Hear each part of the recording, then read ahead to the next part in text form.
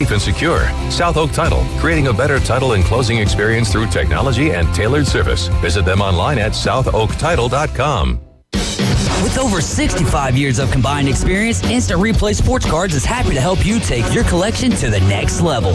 They carry all the new hobby boxes, signed memorabilia, and supplies. New and vintage cards in Pokemon. They sell and trade cards and are always looking to buy. They're an authorized source for Topps, Panini, Upper Deck, and Leaf cards. Instant Replay Sports Cards is open 7 days a week at 752 West 23rd Street, down from Academy Sports. It can always be reached at instantReplaySportsCards.com. Are you feeling tired, weak, or maybe you feel old and cranky? If so, I have the answer. It's MaxFit Sports Nutrition with 2 locations, 23rd Street in the Coronado Plaza and in Pier Park North on Back Beach Road.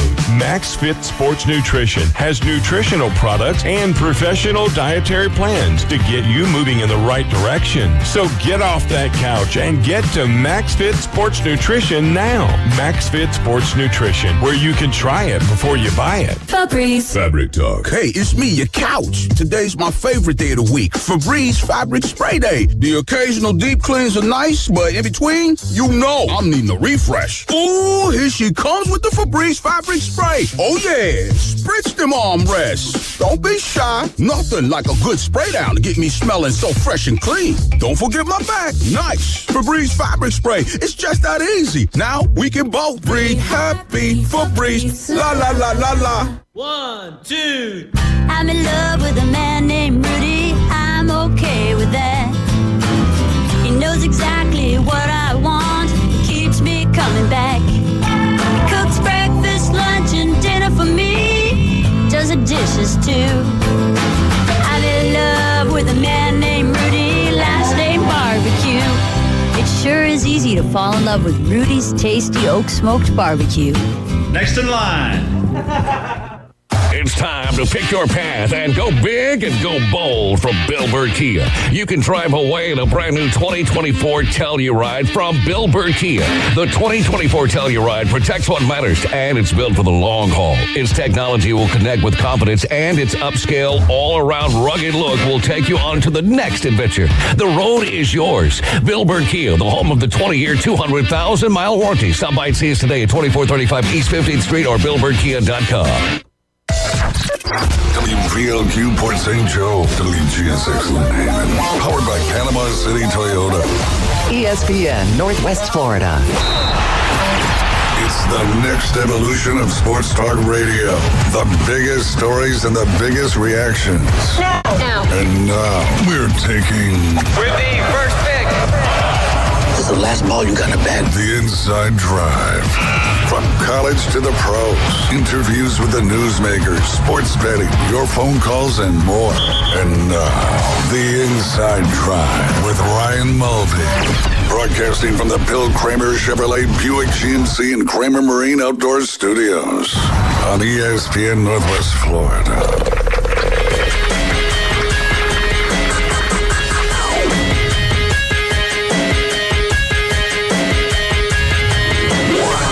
And good Tuesday morning. You're listening to the Inside Drive live here on ESPN Northwest Florida. A little different when DJ Davey Crockett's back there behind the glass spinning those tunes. I can tell. I don't know if Randy's listening or not, but I don't know if he paid attention. He played the same intro song twice yesterday. But I didn't call him out on it until just now. Randy, it's just like riding a bike. We appreciate you. Jump behind the glass tomorrow, but glad to have DJ Davey Crockett back there. You're listening to the Inside Drive on 104.3 in Panama City Beach, 101.9 in Port St. Joe along the beautiful Forgotten Coast. You can watch, listen, share, like, subscribe, comment, whatever other verbs you can do for social media.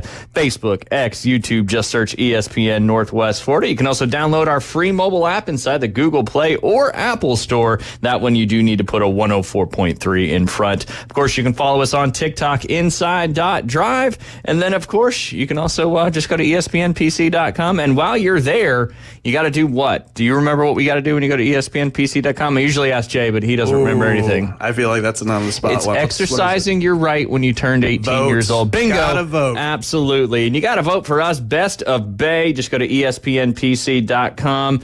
That takes you right to the site. You can vote once a day per email. I know everybody's got a lot of burner emails when they're signing up for stuff that they shouldn't be. So you might as well just log back in and vote as many times as you can. Any of the shows here on ESPN Northwest Florida. You got the Coach James Hale Show. You got the Inside Drive. You got the Afternoon Underdogs. And, of course, you've got our good friend Sam Peebles with the Braves Dugout Podcast. We appreciate you voting. If you do it 25 times, you get entered into a chance to win a $250 gift card from the Panama City News Herald. We didn't do a poll question today. I had one earlier, and then I forgot. You got to have something rolling around in there. Think about it for just a second. I want to talk about one more thing. We just gave away the 7-year send-off, one of the biggest giveaways in our history. Our 7-year anniversary was yesterday, but we've got more Braves tickets to give away. So stay tuned. Later this week, we're giving away a family 4-pack to go see the Atlanta Braves play on the 28th. They're going to be playing the Pittsburgh Pirates, and who knows, maybe you get to see Paul Skeens in the flesh, who had another great game last night as well. But we'll be giving some more information on that. Maybe simple, maybe complicated. We'll find out later in the week. That's for sure. Did you get a poll question rolling around in there yet? I got nothing floating yet, but I'll get a good one coming up. It's okay. It's okay. You got one? Okay. No. I'll find something. No, it's okay. And we're going to keep you talking as little as possible today. That's for sure. Hopefully, I don't know if he's coming or not, but we shall find out if he does come to the show today. I know I think his camp ended right now at 11, so it just depends on if he comes or not. Talking to Mr. Henley. Mr. Henley, very good. That should be the poll question. Is he going to Is he going to show up Bingo. today? Will Jay come today? Yes or no? Bankers hours. Bankers hours. Out there with the I think the little kids again this week. But get out there and vote. Will Jay come to the show today? If you vote yes, maybe that'll pressure him into doing it. We appreciate you jumping in on that poll. That's a good one. That's a very topical, right now kind of poll question. So just see where the wind takes you. That's it. Want to mention we talked about Rory. We talked about the U.S. Open at length yesterday, but we kind of gave Rory a little criticism. I think he realized that he needed to put something out there as well after he just kind of boogied 40 minutes from Bryson's putt to wheels up in his private jet heading back to wherever that may be. He put out a statement yesterday. He said, yesterday was a tough day, probably the toughest day I had in nearly 17 years as a professional golfer. What's first off is crazy is that Rory's been playing professional golf for 17 years. I still think of Rory as a kid, but he's clearly not anymore. I think he's 35, 36 years old. There. Yeah. But, I mean, he's been doing it for so long. He was just a kid when he first came on at the Open Championship as an amateur, I believe. That might have been Justin Rose. I don't know. Anyway, he said, firstly, I'd like to congratulate Bryson. He's a worthy champion and exactly what professional golf needs right now, and I think we can all agree on that. Some wise words there from Rory talking about a live competitor being exactly what professional golf needs right now. As I reflect on my week, I rue a few things over the course of the tournament, mostly the two missed putts on 16 and 18 the final day. But as I always try to do, I'll look at the positives of the week that outweigh the negatives. As I said at the start of the tournament, I feel closer to winning my next major championship than I ever have.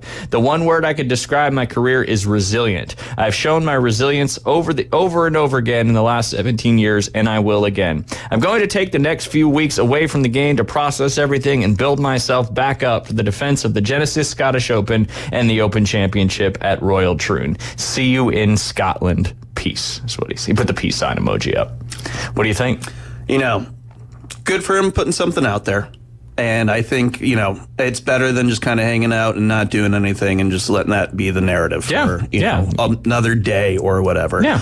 I'll also say this, life goals, 40 minutes, wheels up, private jet. Must be nice. Yeah, when you got millions and millions of dollars and you're one of the most high-profile golfers in the world, there's a little close private airport there to the Village of Pinehurst because the common folks, I think, have to fly into Raleigh. That sounds about right. Because I remember when we used to go down when I was in high school, we'd have to fly into Raleigh. It was still like an hour and 15 minutes, hour and 30 minutes to get to Pinehurst. But it's funny, too, like you said, it's, Rory, 17 years, one of the toughest things he said he's done. I laugh because it's the same bit where you think of Rory still being like the youth. Like, do you remember that commercial with him and Tiger? Oh, yeah. Do you know what year that was? Tell me. I looked it up. 2015. Come on. And I'm laughing. I'm like, oh, yeah, just 2015. And it's like, that's 9 years ago. That's 9 years. Yeah, 2015 is now almost 10 years ago. 2024. Time is certainly flying, that's for sure. Certainly flying. We got Doc A coming up at 11:20. We're going to hold off talking NBA championship and the Boston Celtics 18th NBA championship until we jump on the line with him as well. The men's college. I'm going to talk men's college World Series in a second as well. But after the U.S. Open is finalized, that means we've got our 4 players finalized for the Paris Olympics coming up kind of mid to late July, going through early August.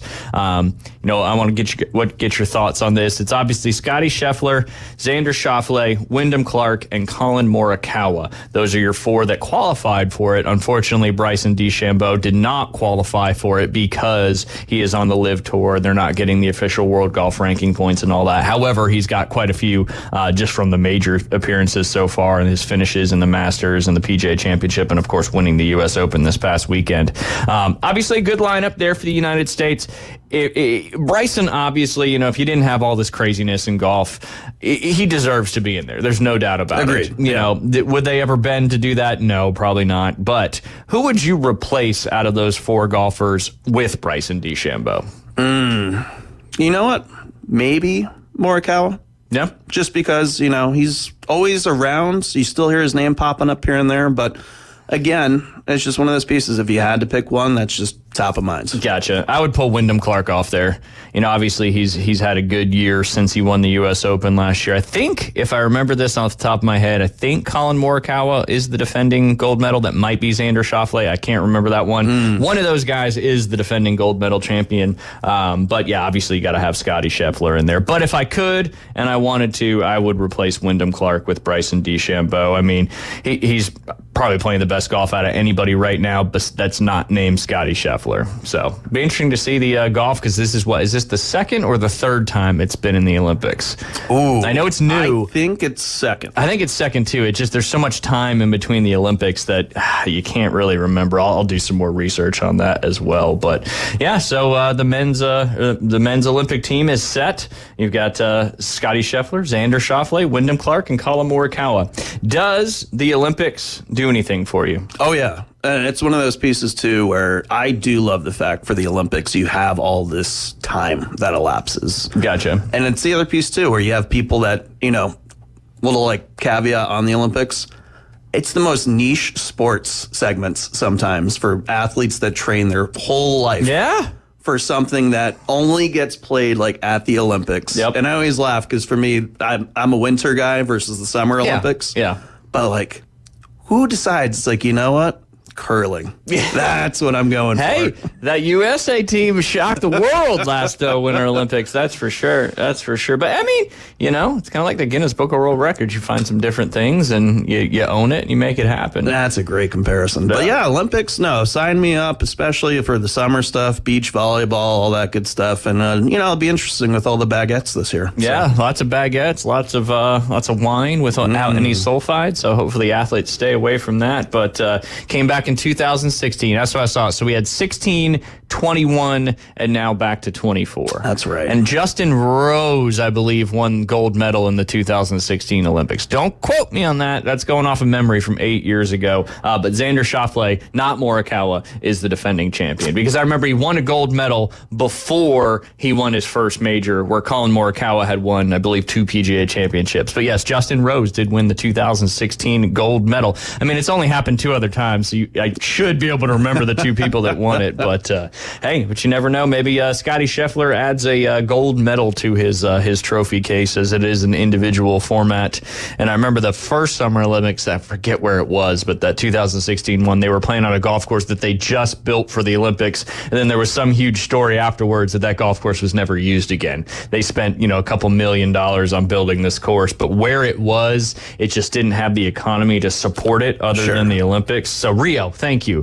Brazil. Right? Brazil. Yes. And now you got a football game down there where, hey, if you're going to it, good luck if you want to wear green. Oh, man. See what happens. NFL says it'll be fine. I don't know if I trust the NFL. Going down there in pure-on Brazilian gang territory, that is for sure. But yeah, I'm excited. It's cool that we, second year here on the Inside Drive, get to cover the Olympics, and it's going to be a test for Jay, because I don't know if he's going to know a lot about what these different sports are. I was just going to say, we almost needed a bingo card for Scotty this year, if he adds a gold medal. Like, what else is Scotty going to do this year? But you know what? Let's pivot. Yeah. Let's have a little bingo card for Jay with the Olympics. There you go. I think that could be a good. Is this an Olympic sport? Yes or no? That should be a good game. Yeah, absolutely. Because what do they call the rifling? There's a certain name for it, and I can't remember it off the top of my head. But I don't know if he'll know it or not. Are we talking winter or summer? Summer, where they do the shooting competition. Yeah. I think there's a specific name for it, I think, and I'm just drawing a huge blank right now. I like rifling. Rifling. That works for the moment. Yeah, but that's very obvious what it is. Well, that'd be a good test for Jay. That's true. Obvious is not always obvious for our good friend, Mr. Henley. That is, there is no doubt about that.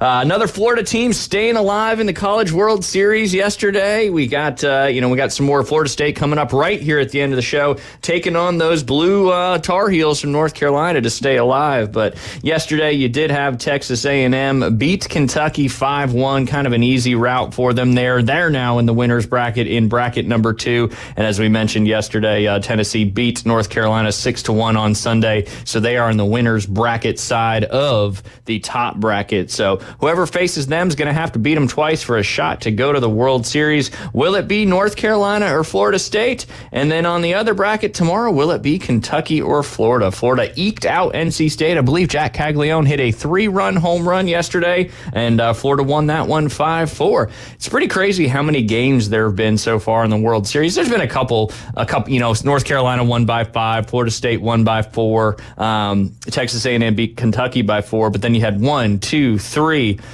4, 5 games within one run. It is nuts. And I have to say, like, from being a former New Englander and being more into professional sports, I have to say for college ball, like, College World Series is top tier entertainment. Yeah, I mean, even if just a sports fan in general, I would 100% agree on that. It's a lot more fast paced. Well, when they're changing pitchers every couple innings, it's not as fast. But I mean, the hot bats, it's just there's action. It's like women's softball. I mean, it's one of my favorite things to watch is the Women's World Series and the regionals and all that.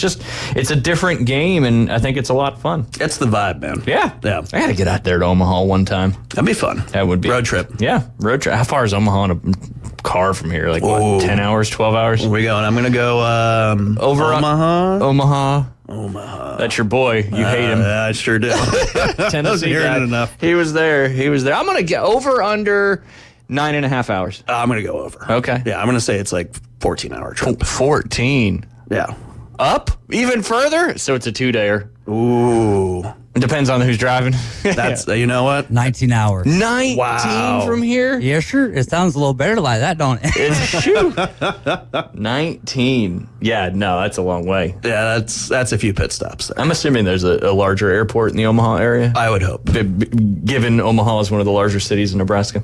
Yeah. That could be a good barbecue road trip, though. Yeah. I can see that. Omaha, Nebraska. What's the sauce up there? Ooh, I think, don't they just do like straight up that way? They just do like the... I'm not the barbecue connoisseur that a lot of people are. I know you got North Carolina, you got the white barbecue sauce in Alabama. I learned about that from Beth when I first went to northern Alabama. And then, of course, you've got the Northeast sauce, which is that more just your traditional barbecue and doesn't have the vinegar base. And then you got, Kentucky and all that. There's a lot. You got a bunch. Yeah. There's a lot. And I'm sure there's a lot of people that know how to make some fantastic barbecue. No doubt about that. Let's see where the poll question is right now. I'm just curious to see, will Jay Henley be here today? So far, there's 100% says yes. Wow. Faith. That is that. Jay was the vote. That would be funny.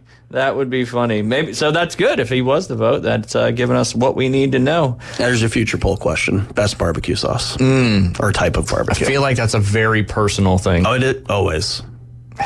I'm not a big sauce guy. I know this guy's the king of sauce back there. And what he made the other day in here was pretty impressive. We'll have to show you that. Okay. But yeah, I don't. Yes. I forget what you dubbed it, but whatever named you dubbed it, it was The gluten glizzy. the gluten glizzy. Wow. Yes, a glizzy full of gluten, full, and there was a reason why. All right. It's a creation. I was very, very impressed. All right. What do you think? Florida State, Virginia, North Carolina. Obviously, Virginia is out, as is NC State, so their totals are going to stay low. But Florida State, North Carolina, Florida, Tennessee, Texas A&M, and Kentucky. Who do you think's leading the Rocco's Jello Challenge right now? Ooh, for Rocco. Let's go Tennessee. You're right. 9,414 as of close of business yesterday. Tennessee has brought up 2,000 shots yesterday to try to close that gap, and they certainly have. Obviously, a long way to go to break the all-time record, but they're certainly getting up there. 10,000 Jello shots is pretty darn impressive. But again, kudos to. I just want to get up there. Somebody said the zoo too is fantastic up there in Omaha. I haven't been to a zoo in forever. They got one right here. Do they? Liam goes all the time with my mom. They get season passes. It's like their thing. Where's the zoo around here? It's right there off of Front Beach. Get out. You got to go. Yeah. Break out of the bubble. I think they eventually, that's kind of out of your triangle, but actually, no, it's in there. It's in there. Kinda, you can shoot right down Joan, and right. You're right there at the zoo. Yeah. They got lemurs. They got capybaras. They had a baby lion, but I think it's now moved on to a bigger and better zoo. They got giraffes. Tigers? They got tigers. Okay. I'll bring the pepper. There you go. Tigers love pepper. Oh, you missed that one yesterday, David. We had some good hangover references that went right over Jay Henley's head. Imagine that. He was nodding along, though. But then he told us what he was really thinking, and he went to the Siegfried and Roy pepper thing, which was still in Vegas. I wonder how long the Live website was up for Olivia Newton. Yes, who passed away in 2022. Fun facts yesterday, but you missed it. Live.com is not for Live Golf. It is a website for Olivia Newton-John, who Jay said she still looks great. And then Randy let us know that it's been over 2 years since she's left this beautiful earth. But yeah, it's livegolf.com, I believe, is their website, which makes sense because you would think Live would already have a website. Yeah. Like you said, org. Nobody does org. Get out of here. Yeah, org.ca. Might as well make it a Canadian website. That's for sure.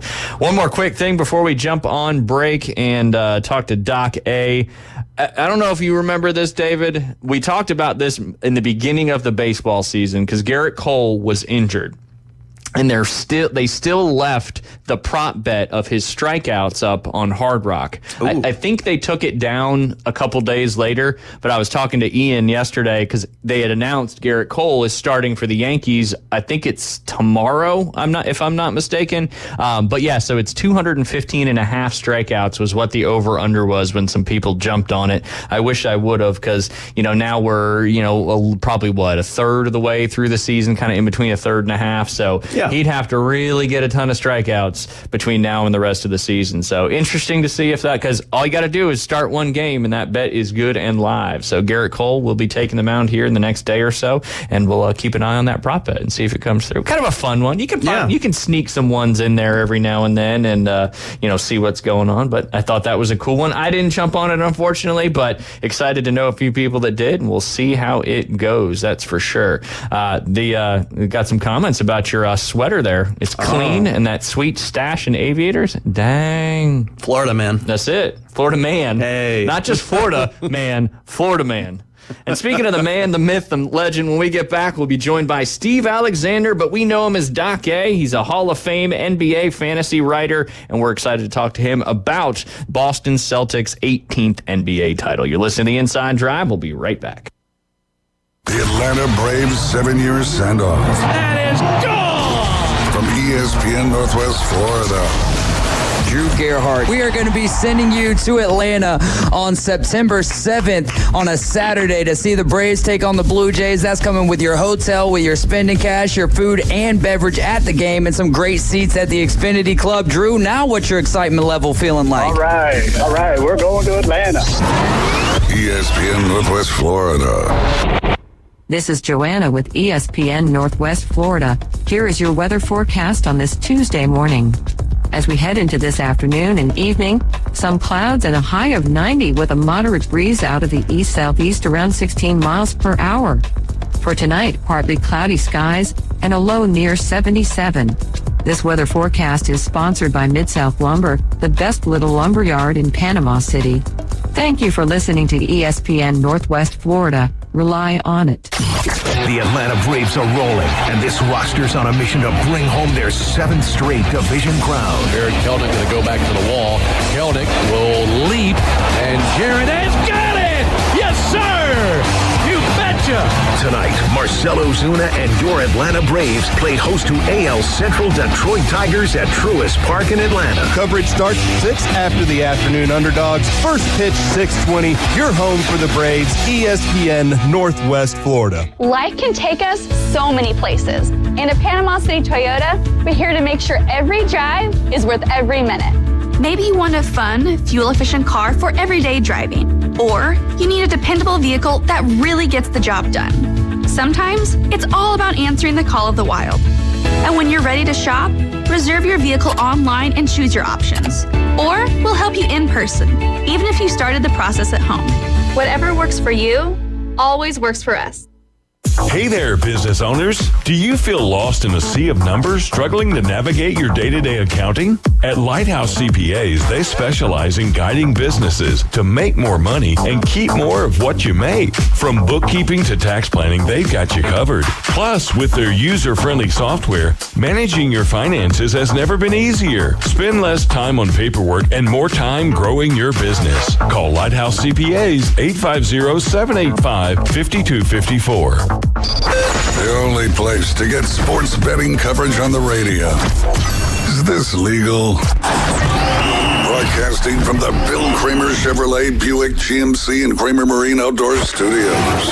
It's the Inside Drive with Ryan Mulvey on ESPN Northwest Florida. This is how we do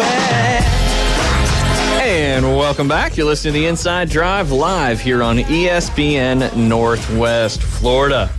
We've had him on for over a year. To start the NBA season, we asked who his pick to win the NBA championship was, and I believe it was the Boston Celtics, and here we are. The Boston Celtics have won their 18th NBA title. Doc A., how are you doing on this beautiful Tuesday? Hey, I was wondering if I could vote on the poll. Yeah, absolutely. We'll put a vote in for you. I mean, you just go to the Facebook page, but we'll put a vote in for you as well. I'm gonna go with no. If he's not here by now, he ain't coming. Yeah, that's true. I mean, his junior camp ended 25 minutes ago, so he was either coming or he's not. We'll see how it goes. We got another hour and a half to go, and we'll see if he shows up. But if not, no worries, because we've got my good friend Marty from Boston. Ironically, grew up in the New England area and a huge Boston sports fan, so he was excited last night. Obviously, he's a big hockey guy. He's wearing the Florida Panthers Keith Tkachuk third jersey. Is that what we call it? No, this is the retro. The retro. Yeah. That's the word I was looking for. Kind of like the City Connects in baseball, but it's one of those sweaters you just can't pass up. Absolutely, and it is officially called a sweater. And if Jay was here, he would not know what we were talking about. So that's good. But Doc, you predicted it. You said they were the best team in the NBA, and they did some dominating things this year. But what do you think about this team that made it so special? Obviously, the combination of Brown and Tatum has been criticized over the years, but the team kind of deep, even without Porzingis, just dominated. They had one hiccup one game, but that's going to happen. The rest of it was just absolutely dominant. I think that's what I said. Like they don't even need Porzingis. He's like a luxury item for them to have stashed away in case they do need him. But you have a team where 6 guys are all capable of scoring 20 points on any given night. And they play really good defense. Like Drew Holiday and Derek White are the best defensive backcourt in the league. And then, honestly, the best I've seen anybody defend Luka Doncic all season was Jaylen Brown in this series. And Jaylen Brown really disrupted everything Luka was trying to do a lot of the time. And I think it frustrated the Mavericks, and it's kind of sad because people are saying this is one of the most boring finals of all time. And I get it, because it kind of was. Like, so many of the games were not that exciting, especially Game 5. It's a blowout for the Celtics, and Game 4 was a blowout for the Mavs. But I think Jrue Holiday was a huge factor. And I said when Milwaukee let him go and he went to Boston, and then Milwaukee added Damian Lillard, I was like, Milwaukee just got way, way worse. Yeah, offensively they might be a little bit more dynamic, but defensively they just took a major hit. And then we saw Jrue Holiday. Really, I think for Boston, you could have given the Finals MVP to Tatum, Brown, or Jrue Holiday. Brown got it. Some people think that's wrong. Any three of them getting it, I would have been fine with. Do you think he got it too because of what you mentioned on how he kind of was able to really contain Luka Doncic a little bit and, kind of frustrated him throughout the series? Obviously, like you said, any guys could score over 20 points in any game, but Jaylen Brown, a lot of criticism when Boston gave him that huge supermax contract extension, but, looked great in this season and, the defensive areas that helped him kind of win the MVP. Yeah, I really think it was him guarding Luka that gave him the award. I think that the voters saw that. Tatum didn't shoot it very well either. And Tatum, I didn't really see him. Like, he wasn't making defensive play after defensive play where I was just sort of like, wow. Where Jaylen was just always in Luka's face, I felt like. So, yeah, I think that was the difference. Although Jrue played really good defensively and offensively as well. And I think he's underappreciated, understated. I don't know what word I'm looking for is, but he's a sleeper for sure. And he came up big time for the Celtics in the playoffs, because during the regular season he wasn't blowing anybody's socks off, but he was fabulous in the finals. Yeah, absolutely. 13 other teams have won 80 combined games in a season, and not all these teams have went on to win an NBA title. Golden State Warriors, one of those examples. Boston now holds the most championships in NBA history, 18, and has hit 80 wins just 2 other times. This team obviously kind of dominated all season long. They were the number 1 seed forever. Do you think it's one of the better basketball teams complete in recent NBA history? Yeah, I would say that. And they really didn't struggle with any series. They didn't have trouble getting by anybody. And, there were 15 games up in the East. They had the best record in the NBA by a pretty high number, I think, for the regular season. They didn't have Porzingis for the last month, and for the first, for a big chunk of the playoffs, they didn't even need him. They were fine without him. So, yeah, I think just, like I said, those 1 through 6 players, Al Horford. First ever title there for the Florida guy. Not playing like a 38-year-old old man.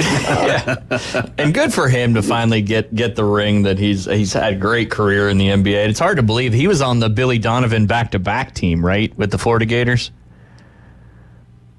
I don't know. I think it was somewhere around that time, which is pretty crazy because we're talking.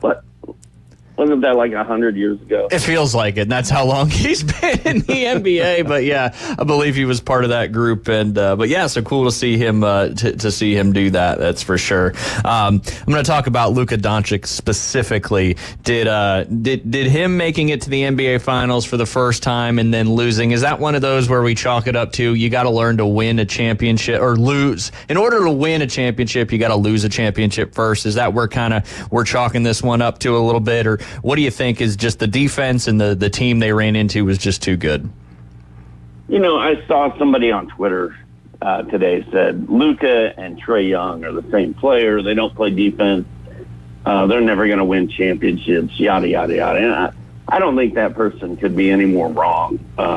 Yes, Luka played a lot like Trae this year. But he's 25 years old. He's still learning. I think that game 3, when he fouled out with several careless, stupid fouls, he wasn't playing any defense. He wasn't moving his feet. he was also very injured. He was getting pain-killing injections in his chest just to be able to play in these games. So he was hurt.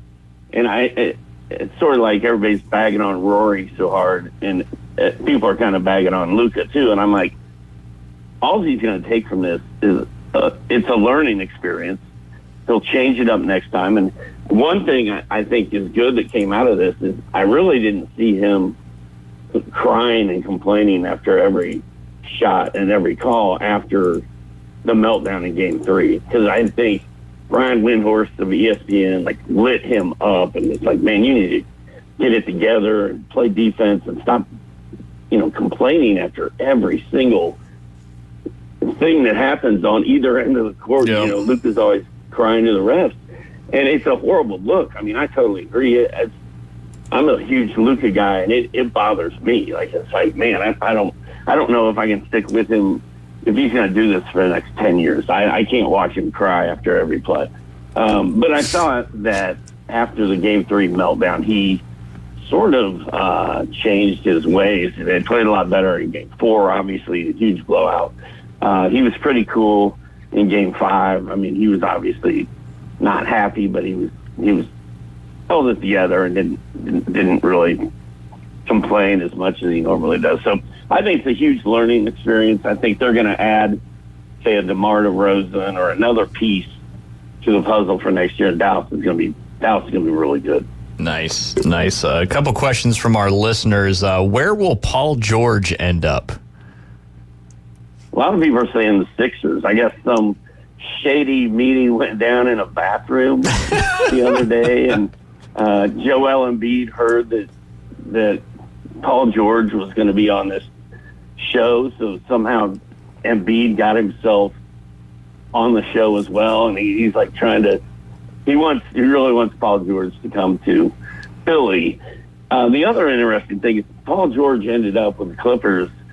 I think they dismantled the Clippers to get him. I know Shai Gilgeous-Alexander went to Oklahoma City, and it's funny that Paul George could end up back in Oklahoma City as well, and which really look bad for the Clippers if that happened. But I think Paul George will be back with the Clippers, but there's a lot of chatter about him going to Philly, and some people think it would be hilarious if he ended up in Oklahoma City.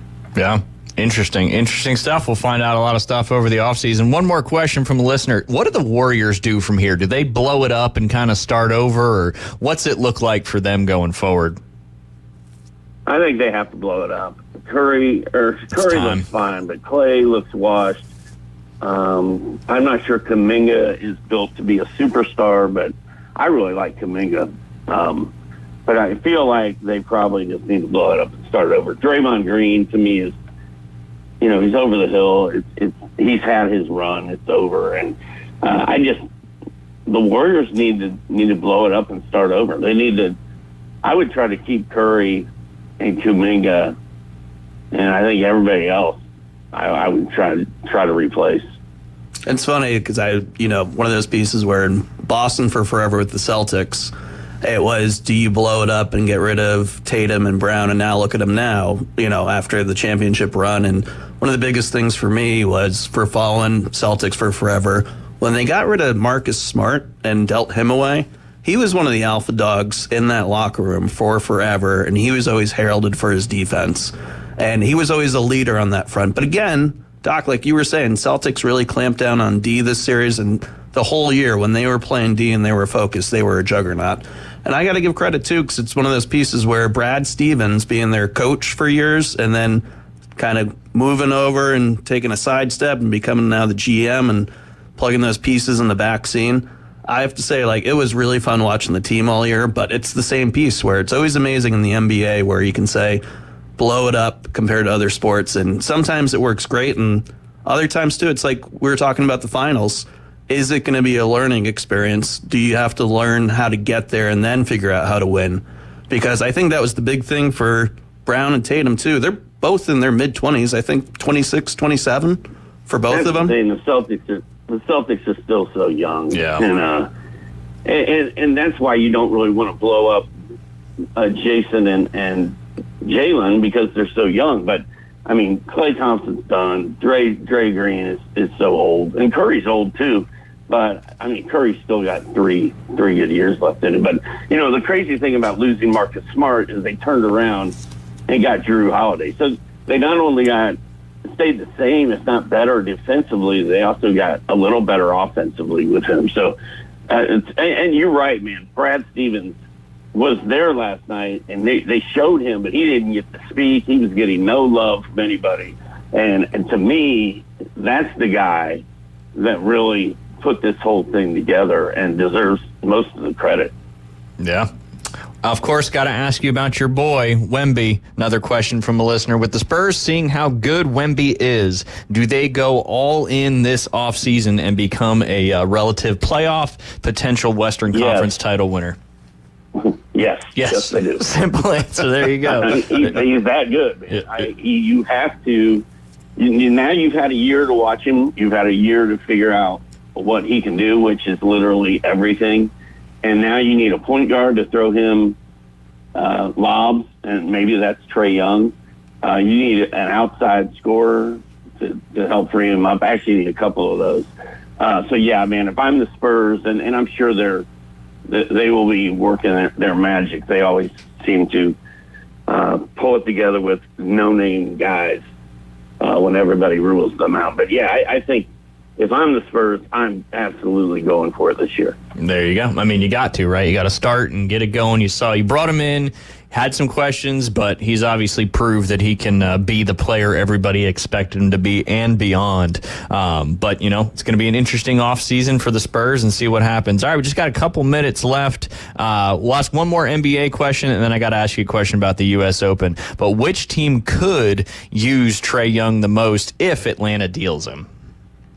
San Antonio. And I don't think he's coming back to Atlanta. I think it's over. Yeah. And like our good friend Keith, or you know Keith, he went on a rant about Atlanta sports a couple weeks ago, and it was absolutely brilliant. And, you know, just be one of those things that, you know, Atlanta does Atlanta things, that's for sure. Oh, just kind of, I want, go ahead. Well, they have the number one pick in the NBA draft, too. It's literally the worst year in history to have the number one pick. And I'm pretty confident that they'll make a bad decision with that pick. Yeah. Got another listener question coming in there. We missed you last week, so they're firing them off left and right today. One of our listeners, Steve, asked, he said, in this year's NBA draft, 4 of the top 10 players drafted will be non-USA college players. Why does this happen? Is it because international ball has just gotten so much better? I mean, Luka Doncic being a great example of that. I mean, the 2 best players in the NBA right now are Doncic and Nikola Jokic, in my opinion. So Joker and Luka, and I mean, there's so much talent overseas. It's not even funny. And these college kids, you know, it's one and done, and the good ones are skipping altogether and going to the G League, and it's just all kind of a mess. And even the guys that I'm hearing rumors about for 2025, next year's draft, are guys you've never heard of from Europe, and they're like 7'3", 7'4", and they play like Wemby, and it's just the game is evolving, man. They're gonna have to raise the rims, I think. Yeah, that'd be interesting if something like that happened. No doubt about it. Would change everything everybody knows. All right, I know we're going up against a break, but I gotta ask you about Bryson DeChambeau and his performance in the U.S. Open down the street. I mean, I'm a huge fan of Pinehurst #2. I've been there. I love Donald Ross. I love just arduous, difficult, crazy golf courses, and I enjoyed this U.S. Open more than any golf tournament I've probably watched in a long time. But what were your thoughts about the Rory DeChambeau battle down the stretch? And then, of course, Rory missing those 2 short putts and Bryson hitting what some may call one of the most difficult shots in golf, that 55-yard bunker shot, and then makes the putt to win this U.S. Open. What did you think about all that?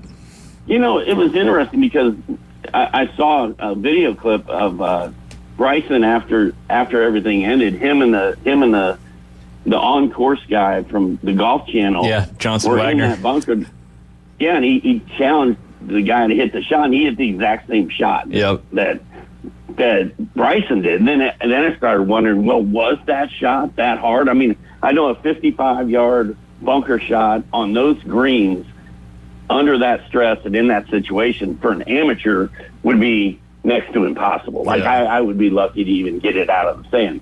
But for a professional, like, could all those guys get up there and knock that tight? I don't know, man. It's 55 yards. It was just an incredible shot. And I saw where the odds of him putting that within 4 feet were something like 1.5. Yeah, we talked about it yesterday. I think it was 1.7 to be precise. But yeah, and even Bryson said, you give me 100 shots, I probably hit that maybe 4 times out of 100. And, just the pressure in that situation. But, go ahead. And the same thing with Rory's missed putts. Like, you and I have missed those putts. Me, a lot. Several times. You probably every once in a while you might miss a 3-footer. But I mean, first of all, we're not standing out there in front of 50,000 live people. We're not broadcast on over the entire world, and it's not the U.S. Open. So yeah, I mean, it's tough that he missed those, but I mean, we've all missed those putts with a lot less on the line, and absolutely, it just sucks, man. I just feel bad for him, and had DeChambeau not hit the shot of his life, they probably would have been going extras, and Rory might have a championship. I don't know. Yeah, I do think if that goes to because they changed it. It used to be, and I'm so glad they changed it, because the next day 18-hole playoff was just awful. They changed it to a 2-hole aggregate, which I thought was good. I really thought if that went to a playoff, I thought Rory was going to win it, just because I think Bryson was given everything he had down the stretch. But what do you think about Bryson for the game of golf? I know he's a Live Tour guy. A lot of people talked about how he's fake and all that. Now, he didn't start out with the best things for the PGA Tour when he was on there. A lot of guys didn't like him, but I think he totally gets it now. And I think what he's doing for the game of golf is just so. Even Rory said that, and for Rory to say that, maybe I still think I'm a conspiracy theorist. Think Rory's going to the Live here after the Open Championship, but I think what he's doing for it. You saw him sign that kid's hat during a round. You also saw him talk to the crowd during a round. Like, he understands that where the game is in flux right now, and you need guys like Bryson that people can get behind, and he's doing the right things. I don't know what you think. Well, people love him now, man, and I do too. I was always a DeChambeau fan, even when everybody else hated him, and I never really understood why people didn't like him. I mean, I kind of get it, but dude, what he's doing now with the kids, and like, he's just being so cool. Yep. He's like a normal guy out there.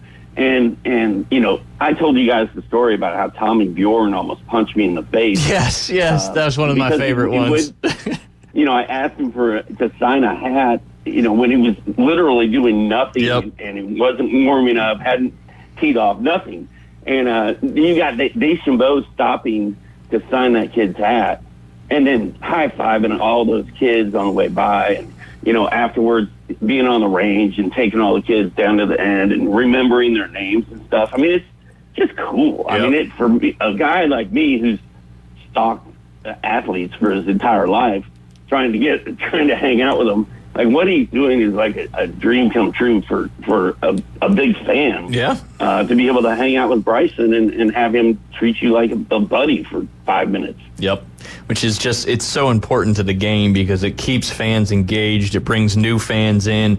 And it's just, I think, what golf needs, and the PGA Tour needs to do, like, more, like, just start doing more stuff where you put the players with the fans and engagement and all that stuff. Like, let them do social media stuff. Bryson's grown his social media following so much. He's very candid. You get a kind of an inside look into his life and what's going on. And, now he's a 2-time U.S. Open winner. He joined some elite company, winning the amateur and winning 2 U.S. Opens, and just cool stuff. But I thought it was a great overall tournament and fun like for golf. Max Homa's got the right idea too. And, but then you look at Scotty Scheffler. I mean, I love Scotty Scheffler. He's the best golfer in the world. Yep. Great family guy, just a great human being in general. But my God, is it boring to watch him play golf? Yep. And he never says anything.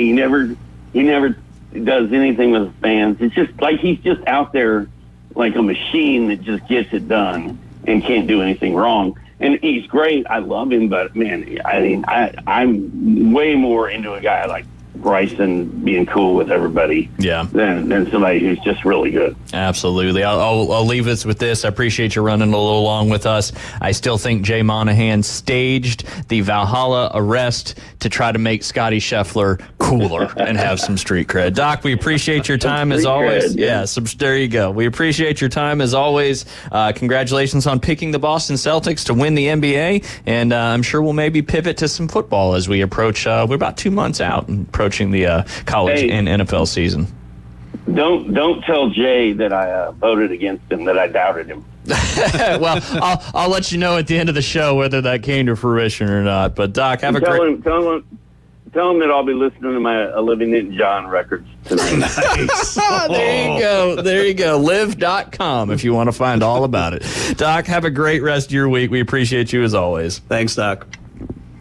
All right, you're listening to The Inside Drive live here on ESPN Northwest Florida. Short segment in the top of the hour coming up. You're listening to The Inside Drive. ESPN Northwest Florida. Here's what's happening.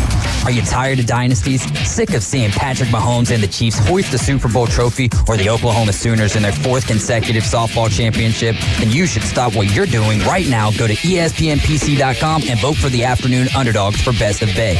As Americans, I like to think we still root for the underdogs. It was just over 200 years ago that the British blew a 13-colony lead, and now here we are. Vote for the afternoon underdogs today. Attention homeowners, are you dreaming of a backyard oasis? Look no further than SNR Fencing, your go-to destination for quality outdoor transformations. At SNR, they specialize in crafting custom fences, decks, retainer walls, and all exterior construction that not only enhances the beauty of your home, but also stands the test of time. Their experienced team takes pride in delivering top-notch craftsmanship with a personal touch. SNR Fencing, locally owned, licensed, and insured, and a member of the BBB.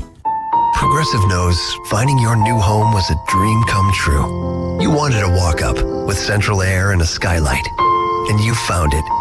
Now, every Friday night, you get to fall asleep to the sound of your downstairs neighbors' dance parties.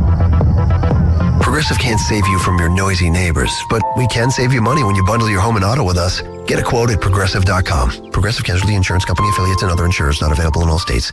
It's time to pick your path and go big and go bold from Bill Burr Kia. You can drive away in a brand new 2024 Telluride from Bill Burr Kia.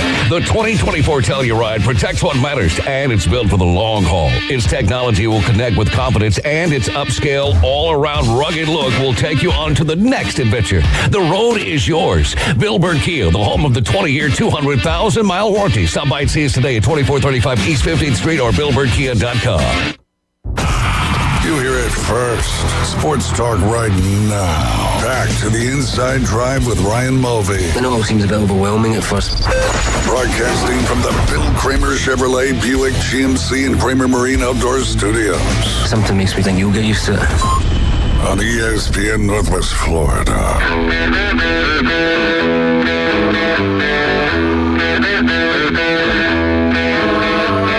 And we are back. You're listening to The Inside Drive live here on ESPN Northwest Florida. Always a good time talking to Doc A. I know we ran a little long, but we're going to have to dive back in some of his stories because he's got some great ones, that's for sure. He's the king of the NBA shoe. When he was a kid, he had a lot of opportunities. Dominique Wilkins, big-time guys. He'd always just, back in the day, you could just walk up to these guys in the hotel. He even would go in the tunnel at the arenas. Now, obviously, things have changed quite a bit. But Tightened up a bit. Tightened up a bit, indeed, just like you need to do with your shoes before you go out there and play. But I'd love to see his memorabilia collection one day because I'm sure it is pretty awesome. Obviously, we're talking about the Boston Celtics winning their 18th NBA final. Some might say since the year 2000, the city of Boston is known as Titletown. Fair to say? Yes, very fair. If you've been paying attention to sports, you certainly know that the Boston Red Sox, they went from 1918 to 2004. We can remember them winning the 2004 World Series when we were in college. Did it again in 17, one more time in 13, and then their most recent one 6 years ago, which is hard to believe, 2018. And I do remember you were close to one as well, and I might have yelled something at you, the last name Boone. That always sticks in my mind pretty good. I got got a little pop in the chest after that one. Just a quick one. Just a little jab. That was a walk-off? Was that to win I'm really being honest. Was that to win the series? I can't remember what happened. We might have been, partaking in some libations. That might have been, yes. But nope, that was because it was in Fenway. Yep. So it was where it was the top. But nope, that was where I wish Jay was here today, because that would have been story time. Yes. When Jay was asking for some back in the day stories. Yeah, that would have been a good one. I remember he was over the left field fence, right? Yeah, the monster. Yeah, the monster. And there was my lucky wiffle ball bat back in the day. Yes. I forgot about the lucky wiffle ball bat. I saw that lightning bolt hit. Yep. Yeah, I should have kept my mouth shut. That one should have let the time pass a little bit. That's okay. Yeah. Hey, but it's a memory. Yes, a little older, a little wiser, but yeah, that wiffle ball bat did not make it through the night. No, it saw some disappointment. Was that before? That was after they won the one in 2004, right? No, this was the year before. The year before. That was our that's right. Yeah. That was the fall of our freshman year. Yep. That's right. But then see what happened next year. Well, they came back. The curse was broken. That was the shilling, right? The bloody sock. Yep. Wakefield. Knuckleballs. Yep. I was going to say, out of all the championships since 2000, and if I was looking back on everything, I think the Sox have to be number one. And then again, with the Pats upsetting the Rams back in 2001, because nobody thought they had any type of shot. Yep. And again, that started the whole Pats dynasty with Brady being the no-name and everything else. For all the years, I know we're in Florida, but if Marty from Boston can have a minute with his Boston sports. Absolutely. We're giving it to you. Perfect. For all the years, and as much of a hockey guy as I am, I was joking off the air, I said in the Bruins with one. Yeah, no, title. That's what the craziest thing is. And, since the turn of the century, since 2020, they've won 13 championships. You mentioned the 6 by the New England Patriots, which started in 2021. Bledsoe goes out, internal bleeding, comes back in, but then gets pulled as the starter. Brady goes on to win. Vinatieri kicking the winning kick there, which was some foreshadowing for some future Super Bowls as well. So they got 6. And then, of course, you had 4 by the Boston Red Sox, which got kicked off by the 2004 one, followed by the 7, 13, and 2018. 2 now by the Boston Celtics, 2008 and 2024. But then, like you said, the most surprising, just 1 by the Boston Bruins in the last 24 years. But the Boston Bruins have won 6 Stanley Cup titles. The New England Patriots only won those 6 in the 21st century. The Boston Red Sox have won 4 in the 21st century, but prior to the 1920s, they had won 5. And then, of course, the Boston Celtics have won 18 NBA finals starting in 1957, but went from 1986 all the way to 2008 and then 2008 to 2024. So pretty cool. Also, 1973, the New England Whalers of the WHA won 1 Avco World Trophy. The old whale. And then, of course, the Boston Braves won 1 World Series title back in 1914. But yeah, out of all, of course. Boston Classics right there. and you already answered it, but I was going to ask you, out of all the ones in the 21st century, what is the most memorable? And I think you kind of summed it up there with the 2004 breaking the curse. I think it has to be for that time and place. But no, Boston, duck boats, fire them up. It's where it's, if it's title town, and since 2000, we'll take it. But no, I have to say, too, it's funny for, with the Celtics winning and, they've been consistently good, and that's one of the pieces, I think, too, for sports towns, is when your team is consistently good almost year in and year out, and you're getting to the playoffs. Do you, and this is a good one, as sports fans, would you rather be guaranteed the title and then be in the cellar for years upon years, or would you rather just be consistent, hanging around and always having a puncher's chance? I'll give you my 2 sakes, because the San Francisco 49ers the last 5 years have been really good and have been in the Super Bowl twice, NFC Championship multiple times, but have not got that elusive 6th title. So that's a tough one. I think it depends on the team. If you've never won a championship, I think you would take the championship and then go back to whatever, because at least you got the championship. Take the money and run. Yeah. Then being consistently good every year, that's a tough one. But the Niners have won Super Bowl Bowl. It's just been a really long time, so it's kind of hard. It's kind of like the Cowboys, and they haven't won in a long time, but you're consistently good. But consistently good, in my mind, is only good for so long. Because what is it about at the end of the day? It's about winning the championship. It's the hardware. Yeah, absolutely. Well, that's for my Bruins now. It's they're going to be good year in and year out, but they find a way to rip your heart out every year, and you just kind of know in the back of your head. Versus, like you said, with your Niners, they could have had one. Could have had two. There you go. Could have had three, going back to the one in early with the Baltimore Ravens and the Harbaugh ball, but we always find a way to do something stupid. Well, that one with the lights going out was just the wacky. Yeah, that was a weird one. That's for sure. Biggest sporting event, in the world, pretty much, and we can't have power for that day. And there's a reason why there's conspiracy theories. No doubt about it. That's for sure. But, hey, we'll see what happens. I know Brandon Ayuk is topic of conversation. I know we don't have a lot of time to talk about it, but I'll give my 2 cents maybe when we get back before we dive into some afternoon delight debriefs. Teaser. And we've got Brad Law coming up at 12:20. We're going to talk about some of the Auburn recruiting going on and see if that Jumbotron has got constructed and got going. But I don't know if Jay's going to be here. So far, the verdict is out. It is almost halfway through the show. Can I vote? Yeah, absolutely. I'm going to go with no. Yeah. Sorry, Jay. That's okay. Well, I think that gets us to about Doc A said no. You said no. I'm on the fence. I'm gonna have confidence that he'll do it, but you never know. You never know. We'll see what happens. But we're going to go ahead and take our top of the hour break. You're listening to the Inside Drive live here on ESPN Northwest Florida.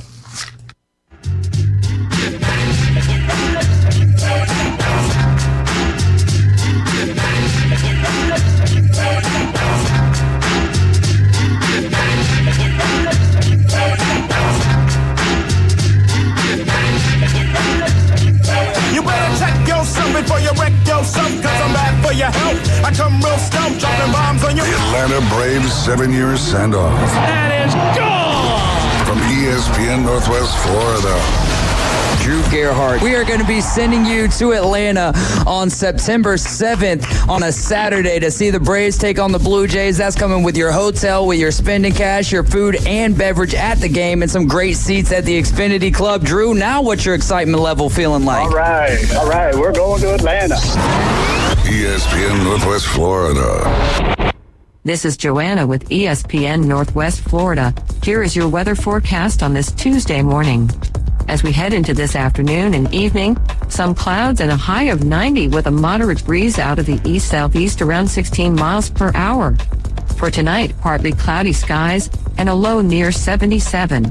This weather forecast is sponsored by Mid-South Lumber, the best little lumber yard in Panama City. Thank you for listening to ESPN Northwest Florida. Rely on it. Is your restaurant looking a little tired from the long off season? Is your office a little offish? Start the new year off right by giving them a fresh start. Fresh Start Cleaning is now accepting new clients. Ask about their complimentary hood cleaning services.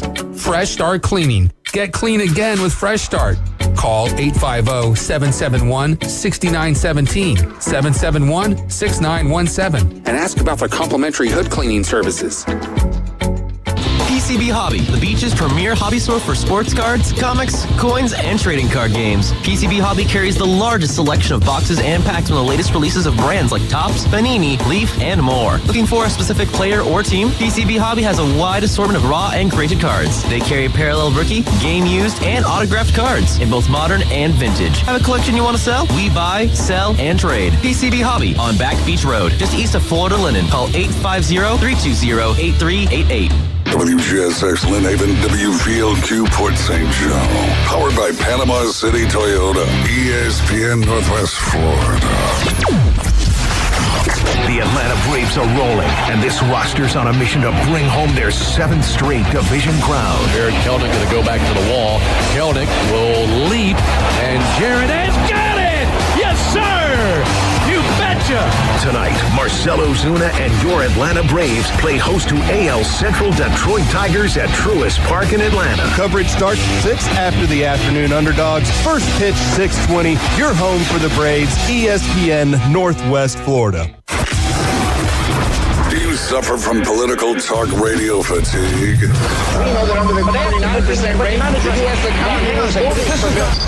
Tune into the most fun and exciting new radio show on the Gulf Coast. It's the Inside Drive with Ryan Mulvey.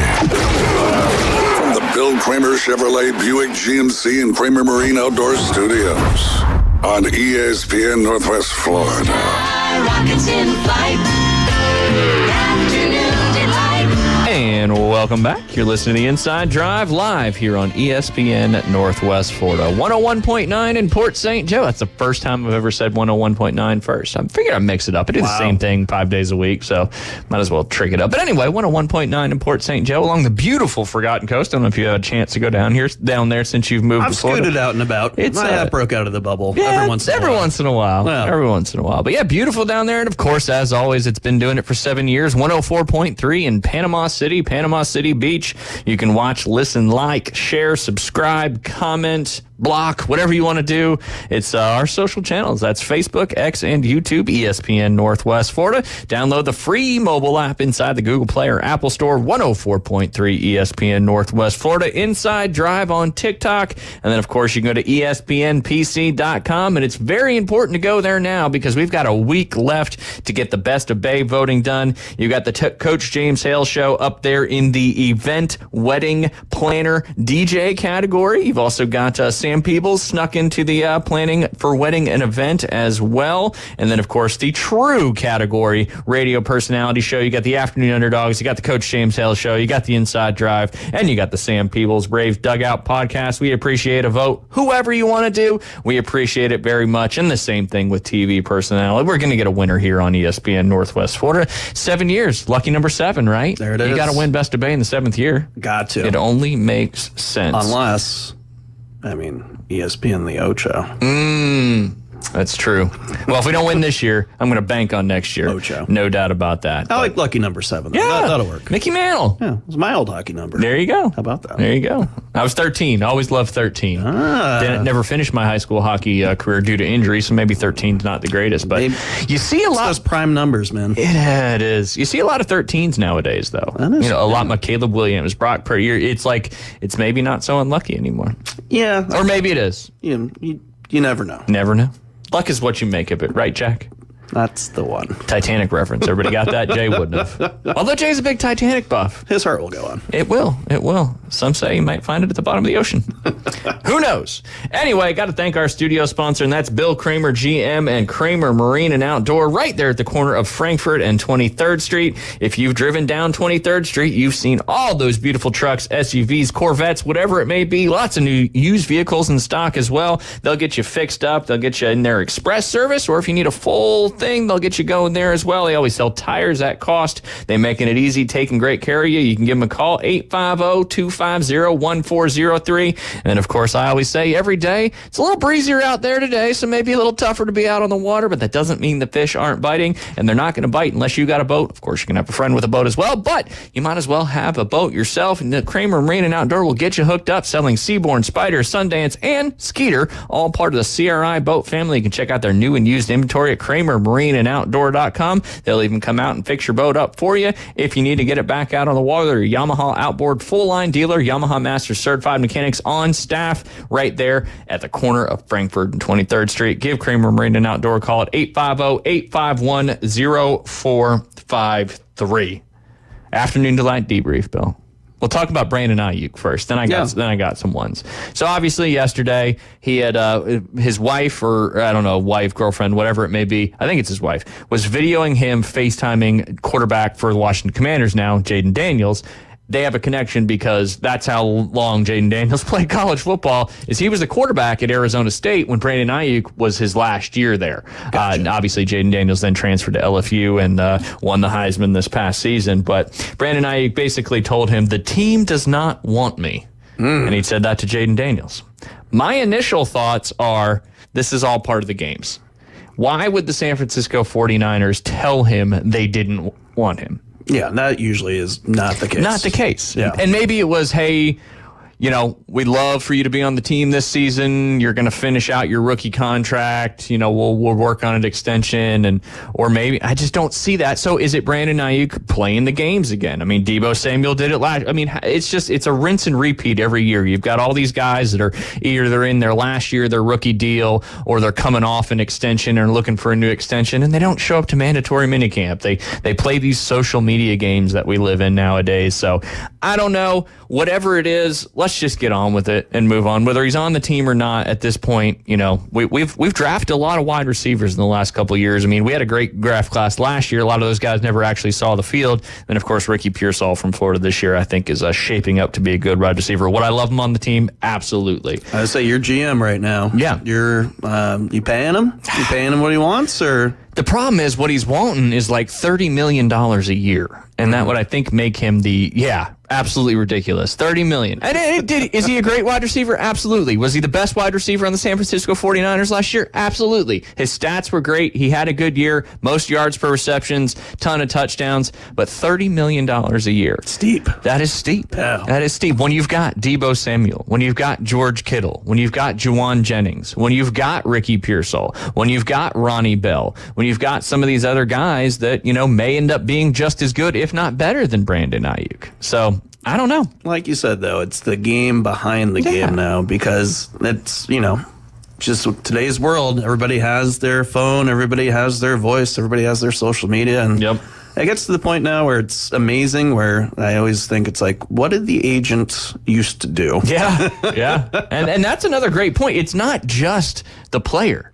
It's the agent. Probably more so than the player. I'm always amazed where it's the player's girlfriend or wife or whatever, too, or mom, dad. Yep. Like, you got the whole family at some point, or a brother. Like, I don't know. Yeah. It's just funny. It's wild. But you know what? If he's on the team, fantastic. If he's not, I'm not that worried either. Because you know what? Next year, and I still firmly believe this, will Brock be the highest annual average value quarterback when he gets his extension next year? I don't know. He seems like the kind of guy that, would be willing. Obviously, he's going to get paid a lot more than he's getting paid right now. He's on his third year of his rookie deal. Next year, he'll be eligible for an extension. But he seems like the guy, when Brady got further in his career to, not demanding as much money so you could build more players around him. But at the same time, you got the agent too doing that kind of stuff. So, if Brock has another fantastic year, who really knows? So what's more important, keeping and paying your quarterback or keeping one of your wide receivers? Yeah, I'd stick with your QB. And that's always the thing too with wide receivers. Like, I always feel like wide receivers are just demanding top dollar and are more likely to go bounce around anywhere else because they don't. Yeah. A wide receiver. Yeah, you can drop it. I mean, obviously you got different playbooks, different schemes. You got to develop the relationship with the quarterback. But, it's been going on for so long now, and it's almost July, and, they're getting ready. So hopefully we get something figured out one way or the other. But, hey, if they trade him, let's get some other players in for him. Yeah. Get some more draft picks. Get some value. Yeah. At the end of the day, that's one of the biggest things, because if they don't want him, quote unquote, and he's already planning on being out of there, that's one of the other pieces too, is, if you can get something in return for a player that maybe doesn't want to be there either. Yeah. Sorry, buddy. That's true. Absolutely. Got a couple afternoon delight debriefs. Some of these are sports related, which is okay.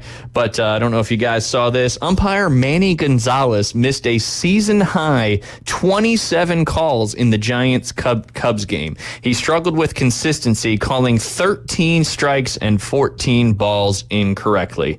I don't know if that's an afternoon delight debrief or more. I want to ask a question. Like, obviously that's absolutely brutal, and we live in a world where they have the box there on every screen so you can see.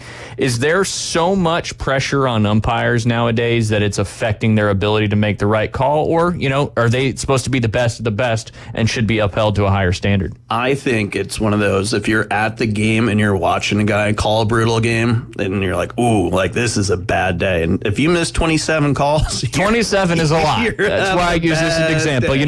A half a dozen or so, okay. But 27 calls by Manny Gonzalez were missed. And maybe that's one of the pieces that's still romanticized about baseball, is there is that human error element. And I laughed when replay got into baseball. I was like, one of the sports that I don't want to see replay in. But It's the modernization of every game and all that good stuff. Absolutely. But if we're going to get to that point, like, just get the robot behind the plate then. At that point, you just have a computer, a fake cutout of an ump, and then just rings up ball strikes, all that good stuff. Yeah, I don't know. I hope it never comes to that, and because there has to be. I mean, the people playing the game are humans. Correct. So the officiating should be humans as well, and they should be allowed to make mistakes. Like, I mean, 27 in one game. Little different story there, absolutely. But what do you think? You get to tap out on that one and be like, I don't have it today. Yeah, It's like, have somebody ready. Yeah. Be like, I'm just not seeing real good today. Yeah. That's a lot of pressure. You know what? I don't know what you do at that point. It'd be one of those, you can't just walk out. Like, I'm not doing this today. Yeah. I'm done. Y'all figure this out. Y'all call your own balls and strikes. Yeah. See how this goes. But I mean, it's one of those pieces that's, it's within every league, there has to be checks and balances. And I always laugh for like Sky Judge for NFL now. And it's the same thing like with hockey, like phoning Toronto. Yeah. And then, it's like, we're calling Canada. Hold on, we'll get this right. But why's it got to be Toronto? Why can't it be somewhere in the United States? I feel it's rigged.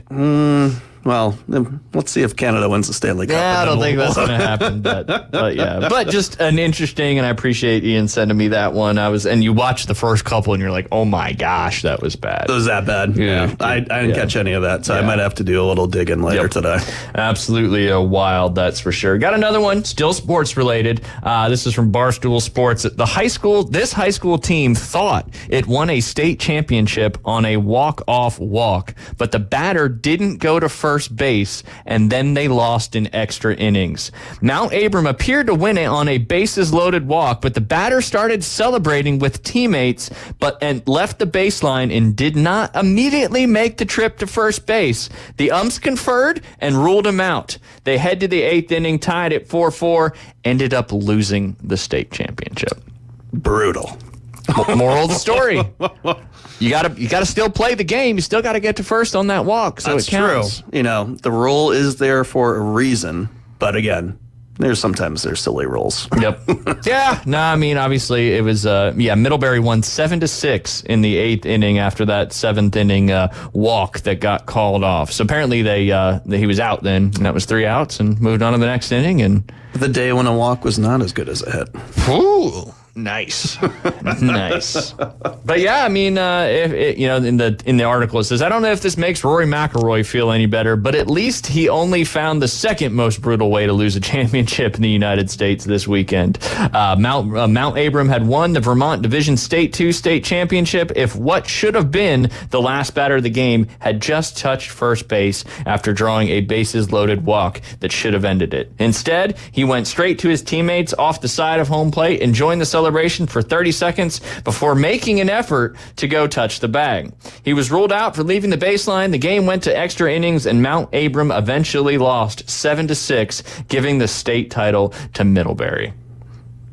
Crazy stuff. I mean, imagine being the pitcher. Like, you think you just lost the game because you gave up a game-winning walk. Your emotions it doesn't get any more brutal. And then, here's another opportunity. There's your mulligan right there. That is the mulligan of all mulligans. And then, of course, they go on to win it, which is, talk about emotions. Well, we talked about it yesterday for your bounce backs. Yeah. So, I mean, at that one, though, that just seems like out of nowhere, being like, oh, no, the game's not over. You're fine. Like, there's a rule in place. We'll keep this going. Yep. No, it's, and kudos. That's for states? Yeah, state title. Yep. Pretty crazy. This is a fantasy football punishment that I came across. The gentleman's name, Joe. He said, I finished last place in my fantasy football, and tomorrow I have to do my punishment. This is from yesterday. I have to sit in McDonald's for 24 hours unless I can eat my way out of it. Here's the key I was given by a league mate for what I can eat to shorten my time.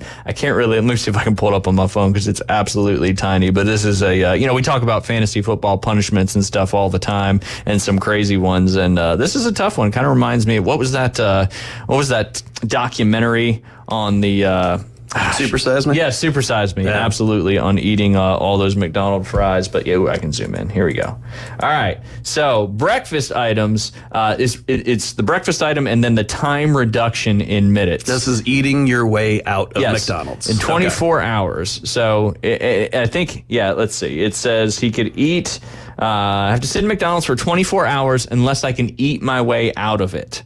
I think I'm probably just going to sit in McDonald's for 24 hours. Probably. Yeah. Especially given looking at this list. All right. Do you get a laptop or phone? I don't know. I doubt I think it. for punishment, you got to go in and just Straight up. Yeah. You're just sitting there. Anyway, people watch. Breakfast items: bacon, egg, and cheese biscuit reduces your time in 45 minutes. Egg McMuffin, sausage biscuit, sausage, egg, and cheese 30 minutes, and it goes so on and so forth. A big breakfast with hot cakes reduces 120 minutes, so 2 hours there. Some good stuff. Burger items: a Big Mac, a quarter pounder with cheese, 45 minutes off. A double quarter pounder with cheese will take off 60, and then some variety ones anywhere from 45 to 60 minutes. And then they got the chicken and the fish sandwiches. And then he goes on to post about what he was eating. Update: meal one is 2 big breakfasts and 17 hash browns. He said, it took me 30 minutes to get my food, but so it begins. That reduced it. He got one of them done and just finished his second big breakfast, and I've been here for an hour. This is light work. Update 2, almost done with the hash browns. They're disgusting. The hash browns were a trap, because that is certainly going to fill you up quite a bit, especially eating 17 of them. Yeah, potato. Come on, man. Yeah, it just expands. He ordered 10 apples. We're down to 10 hours remaining. They think I'm some moron who's obsessed with apples. So somebody asked, can we get an update on what the employees think of this? And that's what they said. 3 McChickens and 3 hours less. He's got enough points to feed a family. He's got around 6,000 points. He ends up getting 9,220 total points, and he's eaten 6,000 calories so far today. And then it sums up. It's finally over, but he's never going to McDonald's again. That's one of those, you go do that punishment and you're driving by McDonald's and you just get that one cold bead of sweat. Yeah, it's like, absolutely. Everything starts to get, why am I sweating? It's cold outside. And because your body is going into shock. Golden arches. Golden something, that's for sure. That is for sure. If you could pick a place for yourself, so you get to actually pick your fast food. Punishment. Where are you going? Taco Bell. Oh, because I've done a Taco Bell challenge before. What did that? When I left New Jersey in my last internship at the club I was at, we had a final week of my internship, and it was a challenge week where we had to do all these different challenges. And one of the challenges was just regular crunchy taco. How many of those could you eat in 15 minutes? I was able to eat 17.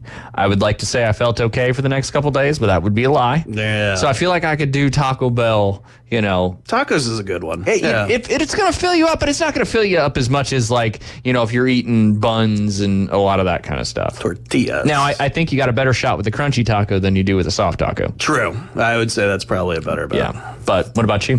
Taco Bell's a good one. I'm gonna roll with that. Yeah. And I haven't had T-Bell in a long time because when I was out in San Diego, that was your, you know what? You'd have to do it in San Diego. Because of all the good taco options out that way. You basically you're a pariah at that point. You are shunned. If you eat Taco Bell? That makes sense. Somebody would look at you and be like, really? Yeah. Everything else out here, and you decided T-Bell was your option today. Okay, man. Yeah. Sounds good. Interesting. That makes sense. Yeah. Great tacos, great local tacos, all that stuff. So if you go eat Taco Bell, you're an outcast. Kinda. Gotcha. Not full on. No. But for the fantasy punishment, I would think that was okay. No. What was the time thing for nuggets? How much did that get off? Did it say? I just closed it out. It did. I don't know if it said anything about nuggets. So my other one would be go to Wendy's and just eat all their nuggets, and that'd be it. Yeah. I feel the spicy ones or the regular? That's a punishment. You might as well go spicy. I like it. Spicy indeed. But yes, good stuff. I can see, the old Burger King, remember the ones that kind of look like the little chicken tender things? The chicken fries. No, not the chicken fries. Before the chicken fries. We've talked about this before. They were like nuggets, but they were kind of like stretched out, elongated nuggets. Those were always really good too. Those were good. I'm surprised BK's still around, to be honest. Right? But hey, you never know how much longer it'll last, so get out there and enjoy enjoy it. Not that we're trying to plug it. When we get back, we'll be joined by Brad Law. He's the Director of Broadcast Operations for the Auburn Sports Radio Network. Talk to him about what's going on up there with Auburn football. In our final segment today, we'll dive into some NHL action. Is it going to happen? Are the Panthers going to get it done similar to like Boston did and blow them out in the last game? You said yesterday Edmonton used up all their goals. All the goals gone. We shall find out. You're listening to the Inside Drive. Brad Law next. America's team plays here. Swing and a miss. Struck him out. That's number 10. The Atlanta Braves on ESPN Northwest Florida. Charlie Morton, Max Fried, and Chris Sale lead the Braves' dominant pitching rotation. That's 18 up, 18 down. Sponsored by Panama City Toyota, Ellis Agency Insurance, Bestway Portable Buildings, PCB Hobby, and ESPN Northwest Florida. Got him swinging, strike 3. This is Joanna with ESPN Northwest Florida with your Tuesday's weather. The rest of the day, there will be a moderate breeze out of the east-southeast, some clouds, and 90. Partly cloudy skies tonight, slightly cooler at 77. Tomorrow, partly sunny most of the day except a low chance of rain showers in the afternoon and evening and a high of 91. This forecast is brought to you by Earthworks of Northwest Florida. Thank you for tuning into ESPN Northwest Florida. Rely on it. Life can take us so many places. And at Panama City Toyota, we're here to make sure every drive is worth every minute. Maybe you want a fun, fuel-efficient car for everyday driving. Or you need a dependable vehicle that really gets the job done. Sometimes it's all about answering the call of the wild. And when you're ready to shop, reserve your vehicle online and choose your options. Or we'll help you in person, even if you started the process at home. Whatever works for you always works for us. Man, is it hot. Not only is the weather hot, the savings on name brand Western wear at That Boot Store is sizzling. During their 60th anniversary celebration going on now. Shop the hot deals in air conditioning comfort and be amazed at the tremendous selections of Carhartt work clothes and Western wear available at That Boot Store. Open Tuesday through Thursday, 9 till 5. Friday and Saturday, 9 until 5:30. Next to Bill Burkey at 15th Street, Panama City. That Boot Store where God is good all the time. Welcome to the Inside Drive, the next big thing. It's a big, huge, giant deal. Sports betting, huge reactions, your calls and real-time coverage of the stories you're following. Broadcasting from the Bill Kramer Chevrolet Buick GMC and Kramer Marine Outdoor Studios on ESPN Northwest Florida. And welcome back. You're listening to the Inside Drive live here on ESPN Northwest Florida. We weren't able to get Brad Law on the line, but we will dive into some other stuff. We can get him on. We'll get him on there. But we were going to talk a little bit about football recruiting today anyway, as, you know, all the spring sports have officially come to an end for Auburn. But just a quick couple mentions on them. They are currently in the 2025 24/7 recruiting team rankings. Hugh Freeze is making some stuff happen up there. They are currently ranked number 6. They've got 15 commits. They've got 0 5-stars, but they've got 10 4-stars and 5 3-stars. They're making some waves. A recent commitment is Eric Winters. He's a big 4-star safety, and he's been back and forth to Auburn a few times, and he said it felt like home. So Freeze is doing some wonderful things up there, built the culture. We've talked a lot about that with Brad Law, about how it's, we got past, we had a couple quick coaching changes there, and now he's kind of building the program. The first year is always the toughest, but here he is making some waves up there, getting some great recruits coming in. And, if we get Brad on the line, we'll dive into it. If not, Bill, we're going to talk a little bit about... Let's do some Summer Olympics. There we go. Jay's not here, so he's still... the time's getting short. It's getting shorter by the minute. Odds don't look good. No, they're getting they're getting tougher as we go. That is for sure. But let's talk about some Olympic sports. So, we were talking earlier, like, does the Olympics move the needle for you and all that? So I got a good one for you out of the gate. Yeah, let's do it. You are now signed up for Team USA. Okay.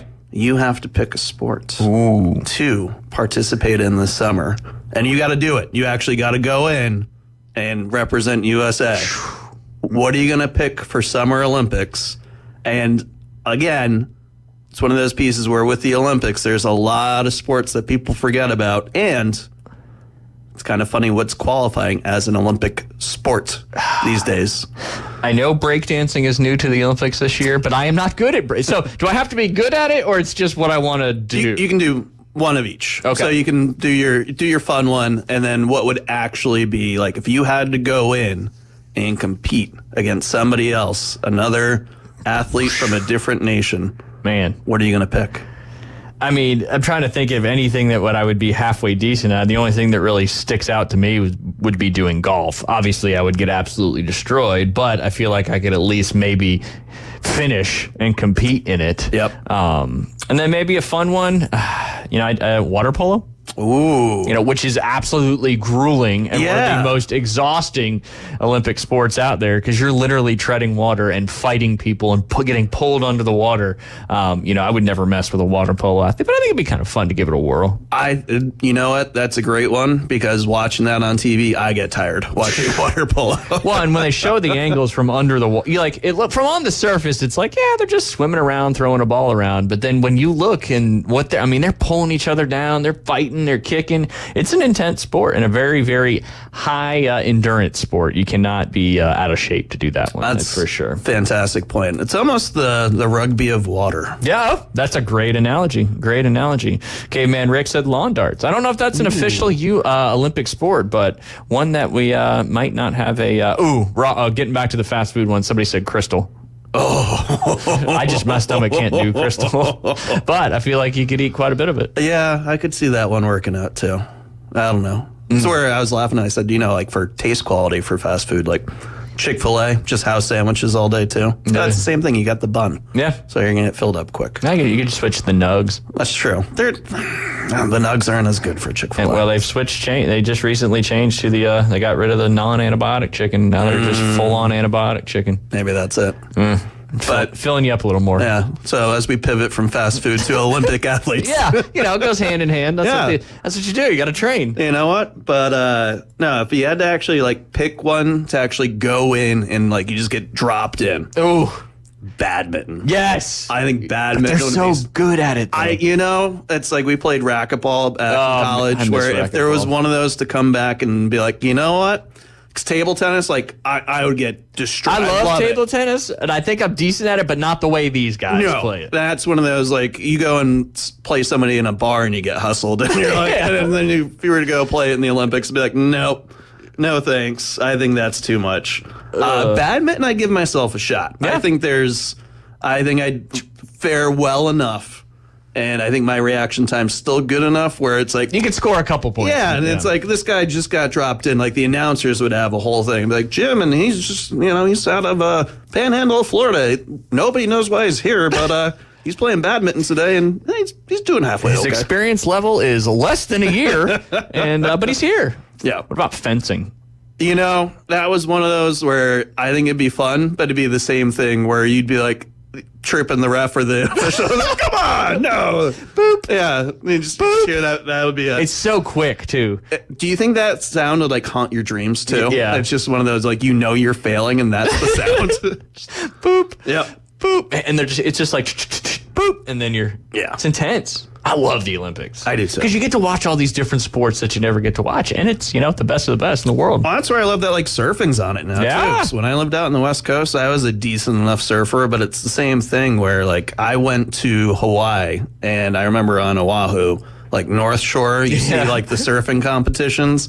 And it is wild watching people do, professional surfing. Because it's to the point where it's you just wonder, it's why isn't that me, number one? And then number two, you're like, oh, okay, all right, I see what's up. Yeah, diet, exercise, fitness, effort, Sharks. Yeah, no, that's true. That's true. Hawaii. It's dicey out there. But that sounds fun, too. Travel the world to exotic, nice beach locales. Yeah. And they get paid a lot. They do. Now. Sponsorships, all that good stuff. Absolutely. But, I think, it's another good one?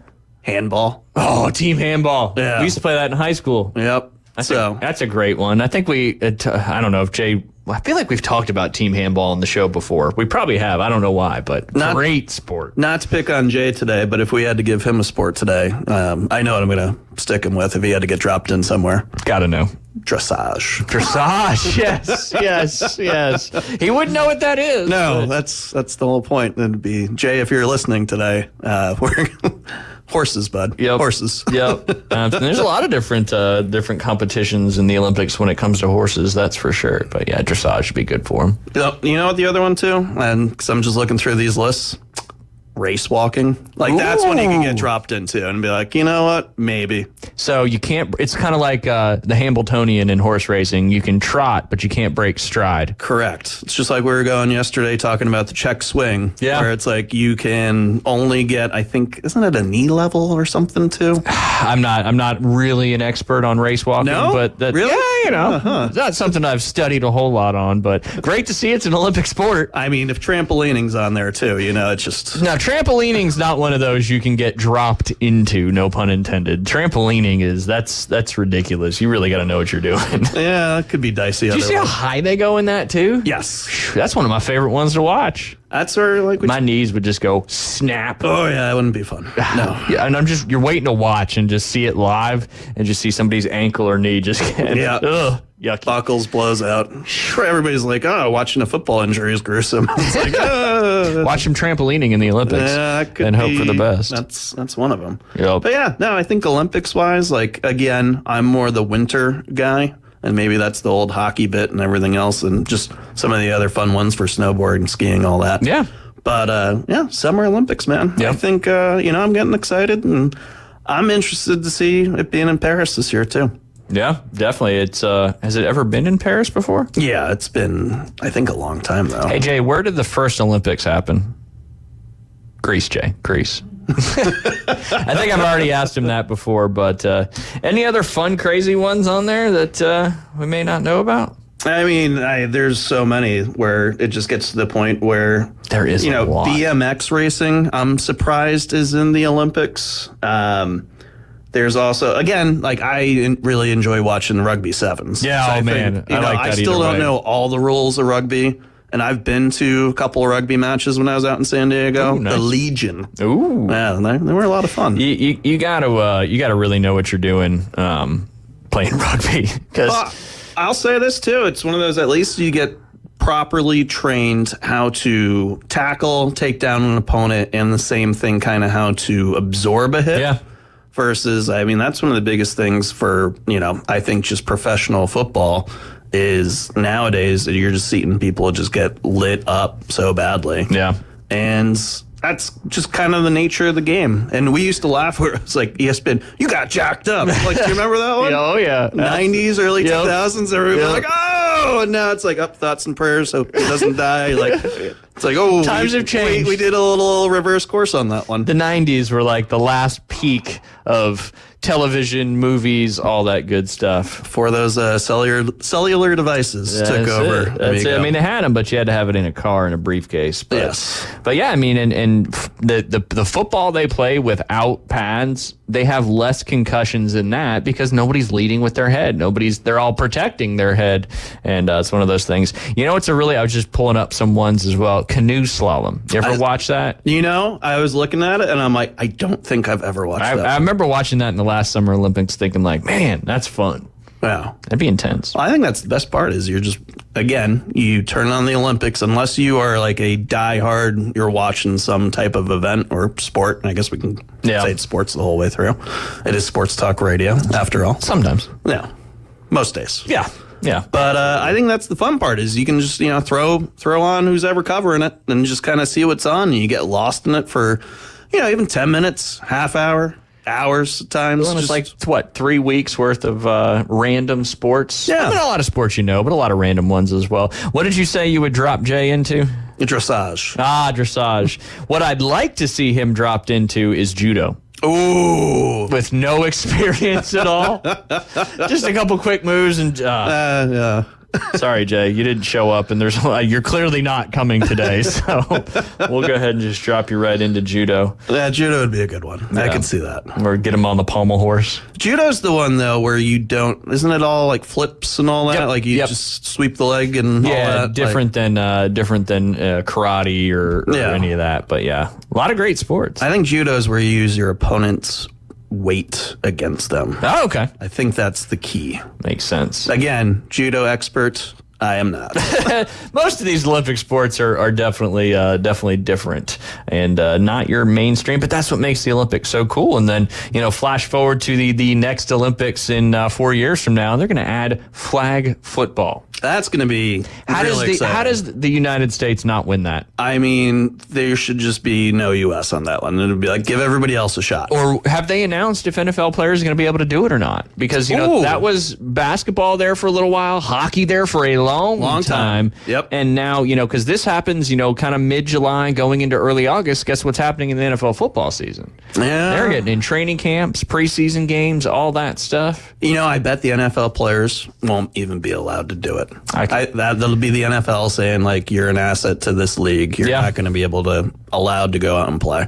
Yeah, because, you got a team of C.J. Stroud, Tyreek Hill, Christian McCaffrey, whoever else you want to add in there. Like, who's competing with that in somewhere else in the world? Unless they're converting soccer players to flag football players in some of these other countries with speed and agility. Somebody's got to throw that ball, though. Somebody's got to throw the ball, and they got to catch the ball. They're not used to using their hands. Ooh.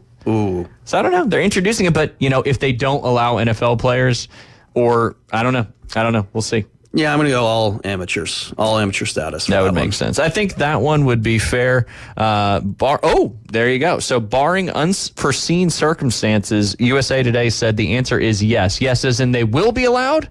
Ooh, interesting.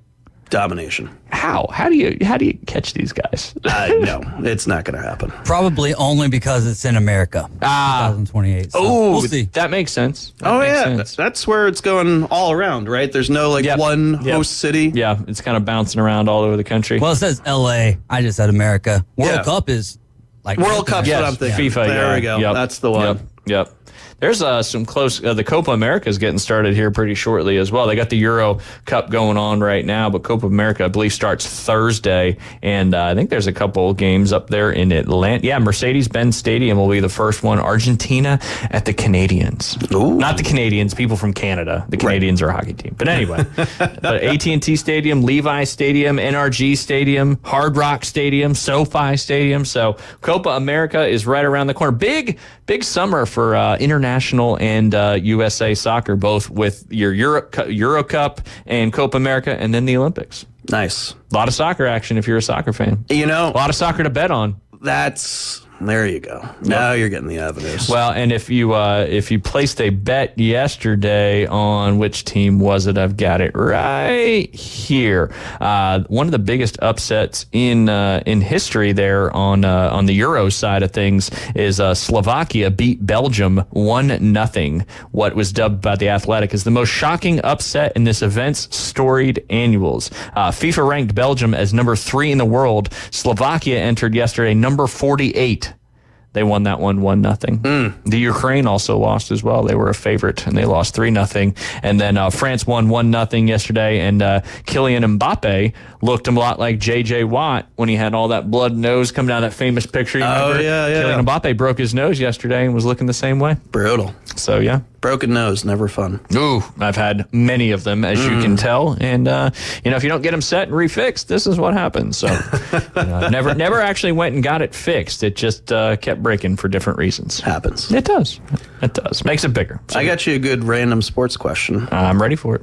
Cricket. Oh. Do you have any clue on the rules of that? Not really. Okay. I just know that the pitcher's trying to hit the wickets and the guy is trying to hit whatever the ball is called. But we did talk about cricket on the show last week when the United States had the biggest upset in USA cricket history when they beat Pakistan. Right? Yeah. That's the one reason I brought it, since we're doing all these international outside the box sports for a little random segment today. Definitely. I don't know if they beat India in that next one, but also if you look at the American roster for cricket, they look from much more. They did not beat India. That would have been even more shocking. But the American roster for our cricket team looks like an international team. That so kind of makes sense. It makes sense. It makes sense. But yeah, it'd be one of those sports that I love to kind of learn the rules, but at the same time, I'm not investing a lot of time and effort into it. That's one of those I think you got to either watch it a lot or play it to really understand what's going on. And I'll round it out with the craziest sport that I heard was one of the most fun ones to bet on back in the day, which maybe it still is. It probably still is. I don't know. Hard Rock keeps pushing that table tennis bet every morning.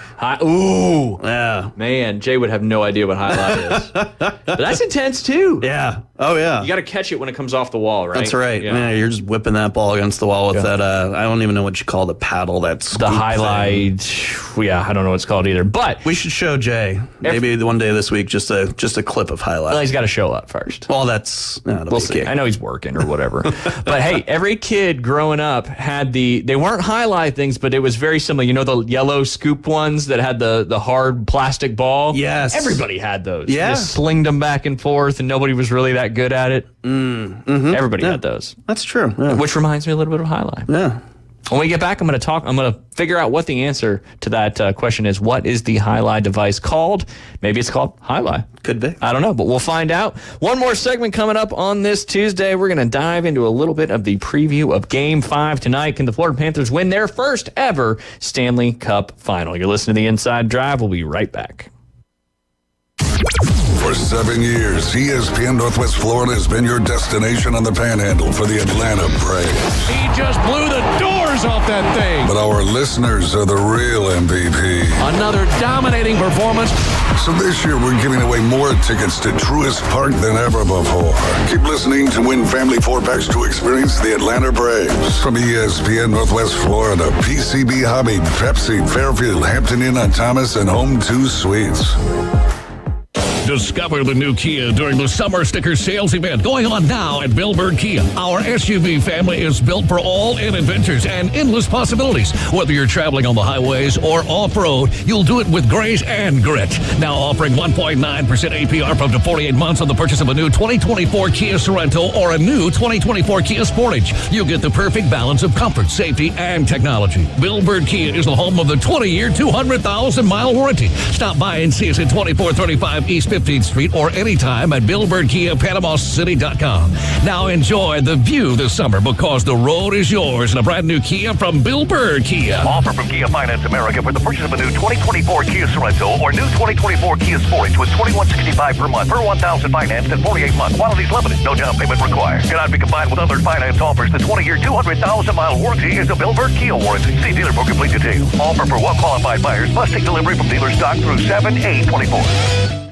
Hey there, business owners. Do you feel lost in a sea of numbers, struggling to navigate your day-to-day accounting? At Lighthouse CPAs, they specialize in guiding businesses to make more money and keep more of what you make. From bookkeeping to tax planning, they've got you covered. Plus, with their user-friendly software, managing your finances has never been easier. Spend less time on paperwork and more time growing your business. Call Lighthouse CPAs 850-785-5254. The Atlanta Braves are rolling, and this roster's on a mission to bring home their 7th straight division crown. Jared Kelnick going to go back to the wall. Kelnick will leap, and Jared has got it! Yes, sir! You betcha! Tonight, Marcell Ozuna and your Atlanta Braves play host to AL Central Detroit Tigers at Truist Park in Atlanta. Coverage starts 6 after the afternoon underdogs. First pitch 6:20. Your home for the Braves, ESPN Northwest Florida. Back to the Inside Drive with Ryan Mulvey from the Bill Kramer Chevrolet Buick GMC and Kramer Marine Outdoor Studios.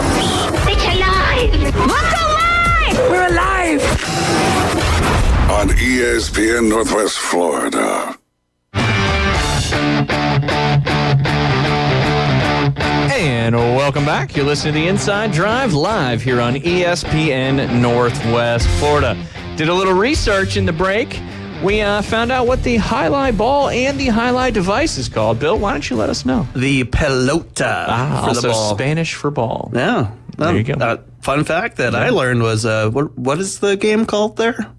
What's that? The Merry. Oh yes, the Merry Festival is what Highlight means. Yeah, spelled JAIALAI, which I would have never got trying to Google it. No, not quite. That's a tough one. That's a tough one. Do you know what I'm wondering now? Is there because it is known as the betting sport in some spots.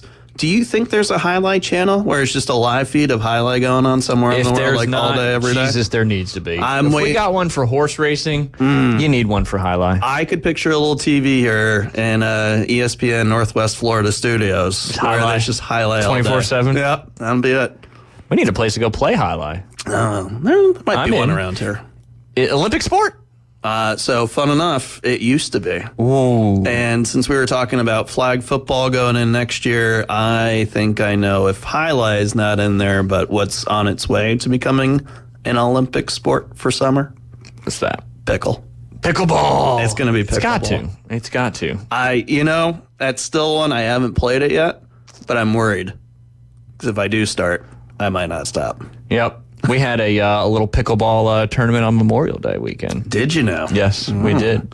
It was intense. That's what I was going to ask. Is it more of a friendly competition, or do people really get into it? I think people really get into it, and I think it reminds me a little bit of like cornhole, right? Cornhole, and I'm going to be loose with some terms here. Cornhole people, very competitive. They grew up playing a lot of sports, but they like to drink, have fun, and they're out of shape. So I think cornhole kind of came to be that way, and here you are with ACL and all that stuff, and you're winning, $10, $15, $20, $50,000, $100,000. And I think pickleball derived because tennis was just, it's demanding physically. Yes. There's no doubt about that. Pickleball is a very smaller, different version of it. The rules are very different. Takes you a little while to figure it out, but it's a lot of fun. You don't have to move as much, but you get some competitive people in there, and yeah, it's intense. I could see that. And it's the old athletes that are like, you know what? I still got some juice in the tank. That's right. But you don't have to. Now, playing singles pickleball, that's a different story. That's exhausting. But doubles, it's a lot of fun. Yeah, I can see that being more the social engagement. Yeah, definitely. And the cool thing about pickleball is kids can play it, adults can play it, seniors can play it. You can mix all. It's good for everybody. Yeah. But we were on our little Olympic. Yeah. Is that official coming, or are you just speculating? I'm speculating. I think you're probably right. Yeah, because like I said, if Highlight's not in there, let's lobby to bring it back. Yep, absolutely. But yeah, I think you're right. I think pickleball sneaks in there and makes something happen. But yeah, what's the device that they use? The wicker, commonly referred to as the cesta. Yeah. So learned a lot about Highlight in a very short span. It doesn't take long to figure it out. It's first played in the 14th century. Boom. Man, it's been around. Old Basque tradition, I guess you could say. Absolutely. And where did it first originate?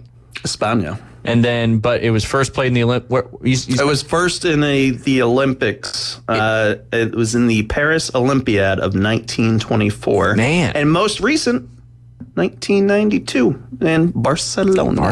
España. See. And that was the last time? That looks like it, according to the Google machine. It's because the next Olympics was up in the ATL. And the ATL couldn't handle Highlight. Sounds like Atlanta just struggling. Atlanta sucks all the sports dreams out of everybody and then just spits them back out with bad decisions. Unless you're the Braves. But, 21 prior to that was what, 95? Yeah, a bit 96-ish. Yeah, somewhere around there. So, yeah. And then Keith did a great segment on just the brutality of being an Atlanta sports fan. And I didn't really realize how bad it was until he did it. Yeah, it's a tough one. Well, it's those markets where, let's talk about some hockey now. Yeah, the Thrashers, man. I love the Thrashers when they're in Atlanta because I was living in Aiken at the time, and it was only 2.5 hours to Atlanta, and I could go see the Devils play twice a year. There you go. And it was a great arena. Phillips Arena was awesome. Thrashers jerseys were cool. Ilya Kovalchuk was on the Thrashers. Yep. Then he came over to the Devils, and they had a little spark there. But yeah. Speaking of some hockey, big one tonight. The series, the NBA and the NHL finals have been kind of paralleled one another. Both teams got up 3-0 in the fourth game. The visiting team lost handedly. And then obviously what happened last night, we talked earlier, the Boston Celtics kind of got up ahead and never looked back and won their 18th championship. Does that happen tonight for the Florida Panthers in this, what would be their first ever Stanley Cup final? So I still think Florida's got it, whether they do it tonight or in a couple nights. But if I'm the Panthers, I go full throttle tonight. You got to. Because you don't want to let this thing go back to Edmonton and then have a Game 7. Right. Although as a fan, I would love to see it. Oh. I still want to see the Florida Panthers win just because Edmonton, it's been a while since Edmonton's won it, like 80s, something like that, or maybe 90, early 90s. 92. Yeah, 90. They traded Gretz, and That's then right. SCA was the captain, and they still won it. And then I think it was maybe 90. It was 90 or 92. I know the Penguins went on a back-to-back at some point. Yeah. Canadians maybe won it in 92. I don't know. Yeah. Anyway, that's what they have the internet for. We could easily find that. But first ever opportunity to win a Stanley Cup. Pittsburgh. There you go. There you go. But I think for the Panthers, and I had gone down to Sunrise about a year ago to watch my Bruins absolutely destroy the Panthers, and I think it was game 3, 2, somewhere around there. So you basically ruined it. Yeah. You know what? And that's I'll take full blame on that one. Absolutely. It was actually my fault for betting a bartender in North Carolina when Marchand missed the goal, and I'll be like, it's fine, Bruins are going to win, doesn't matter. And I think I still owe that bartender $5. Well, if he's a Florida Panthers fan, I think he's doing okay. I think he was just chirping me. There you go. That's the beautiful thing about sports. Yeah, just getting some chirps. But yeah, I mean, go back to the game. I mean, if the Edmonton, like you said, did they peak? Did they give all their goals? Did they do everything they needed? They scored 8 goals in the last game. Obviously got Bob's kicked out of the game. He's been having an unbelievable series. But yeah, I think if you're the Florida Panthers, you've got to go as hard as you can in this game, because all of a sudden 3-0 changes to 3-2 going back to Edmonton. Things start to tighten up a little bit, and does the pressure get to them trying to win their first cup, or do they just suffocate the Oilers like the Boston Celtics did against the Mavs? And that's where I think it's going to be similar to that parallel, because I joked and said yesterday on the show that I was like, yeah, Celtics in a close one, and then last night was anything but close. Yep. So if I'm the Panthers tonight, and again, I think I said this yesterday on the show, if you're Edmonton, you got to go up 2-0 early and get in their heads. And if I'm Florida, I just play that forecheck. I'm dumping the puck in all day. I'm playing D. I'm making sure everybody's back, blocking shots, make sure Bob's tuned up, ready to go tonight.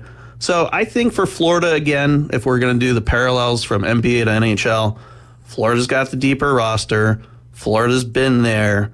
And I think that's the other piece, too, for McDavid, Draisaitl, and everybody else. This is their first time in the spotlight for the finals. Florida was just there last year, and they ran into that juggernaut of the Vegas Golden Knights. Yep. And again, sometimes it's just a team's time. And I think for the Oilers, they're not there yet. And I think they've been a hell of a story this year anyway, for the fact, I forget the coach's name. Do you remember his name off the top of your head? The Florida Panthers coach? No, that's Paul Maurice. Yeah. The Oilers coach who got canned, though, before Thanksgiving. Oh, yeah. And he had an interview where he was laughing because he's been scouting every other team looking for work again because he still wants to be a coach.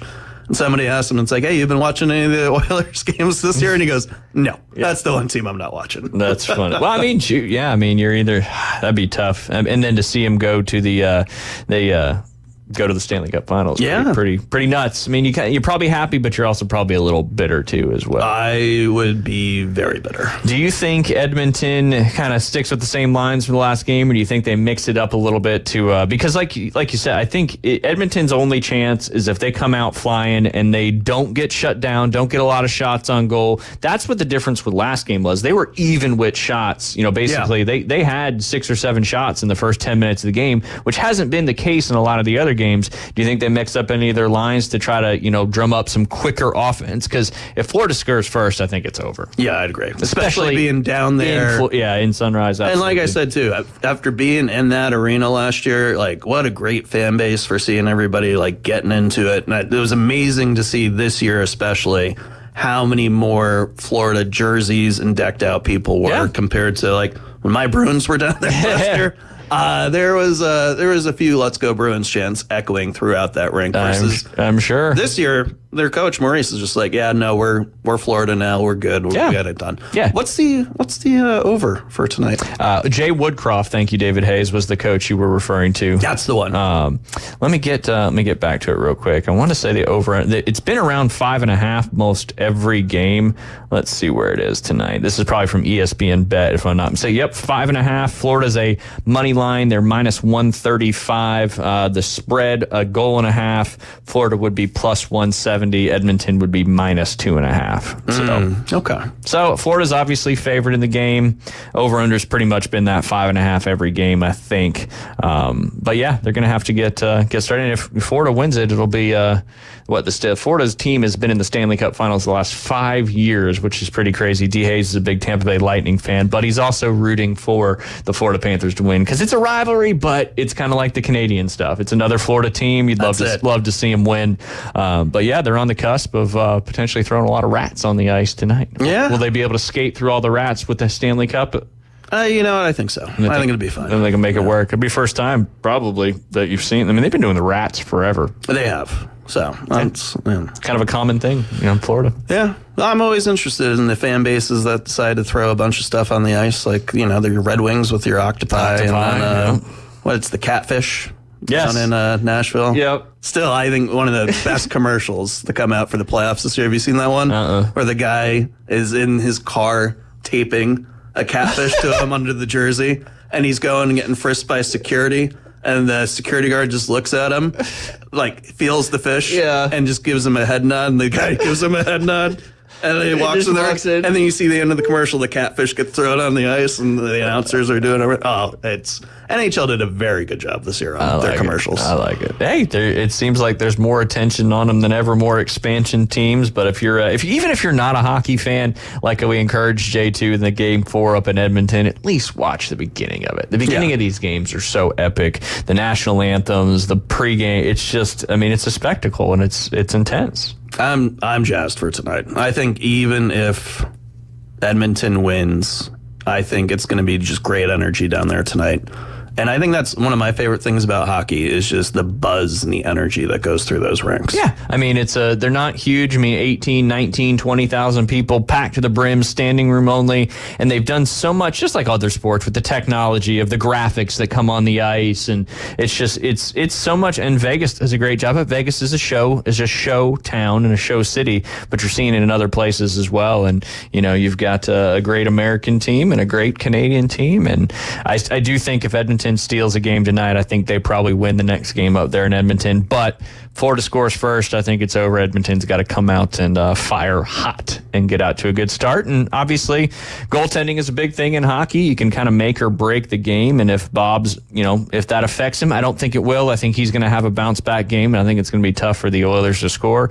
And then, of course, Edmonton needs to keep Florida at bay. I would be shocked if it's a repeat from the other night, because I think there's little to no chance on it. But again, if you get in a goalie's head, it's one of those pieces where let's see the bounce back. Absolutely. And we haven't had an overtime game yet in the Stanley Cup Finals. And we had quite a few overtime games leading up to that, especially with the Oilers and the Panthers. Both played, I think, multiple overtime games in the conference finals. So, are you pulling a crystal puck right now? Are we seeing some OT tonight? I don't have the same crystal puck as Jay, but maybe we will have some overtime tonight, because one of the best ways to win a Stanley Cup is in overtime. For the fans, anyway. Oh, yeah. As a player, you'd want to be up, 3-1, something like that, just to put it away. But in overtime, Game 5 to win the Stanley Cup. The Rats rain down. We'll see what happens. That's a picture right there. The Rats rain down indeed. I like it. But we'll let everybody know what happens tomorrow here on the Inside Drive as the Florida Panthers play Game 5 tonight. That is 7 p.m. here in the Central Time Zone on ABC or ESPN Plus. If you have it, we'll dive into the recap. Don't forget to vote us Best of Bay. Afternoon Underdogs coming up at 4 p.m. Stay tuned as we're going to give away 4 tickets to the Atlanta Braves Pittsburgh Pirates game on the 28th by the end of this week. Appreciate you tuning in. We'll see you guys tomorrow.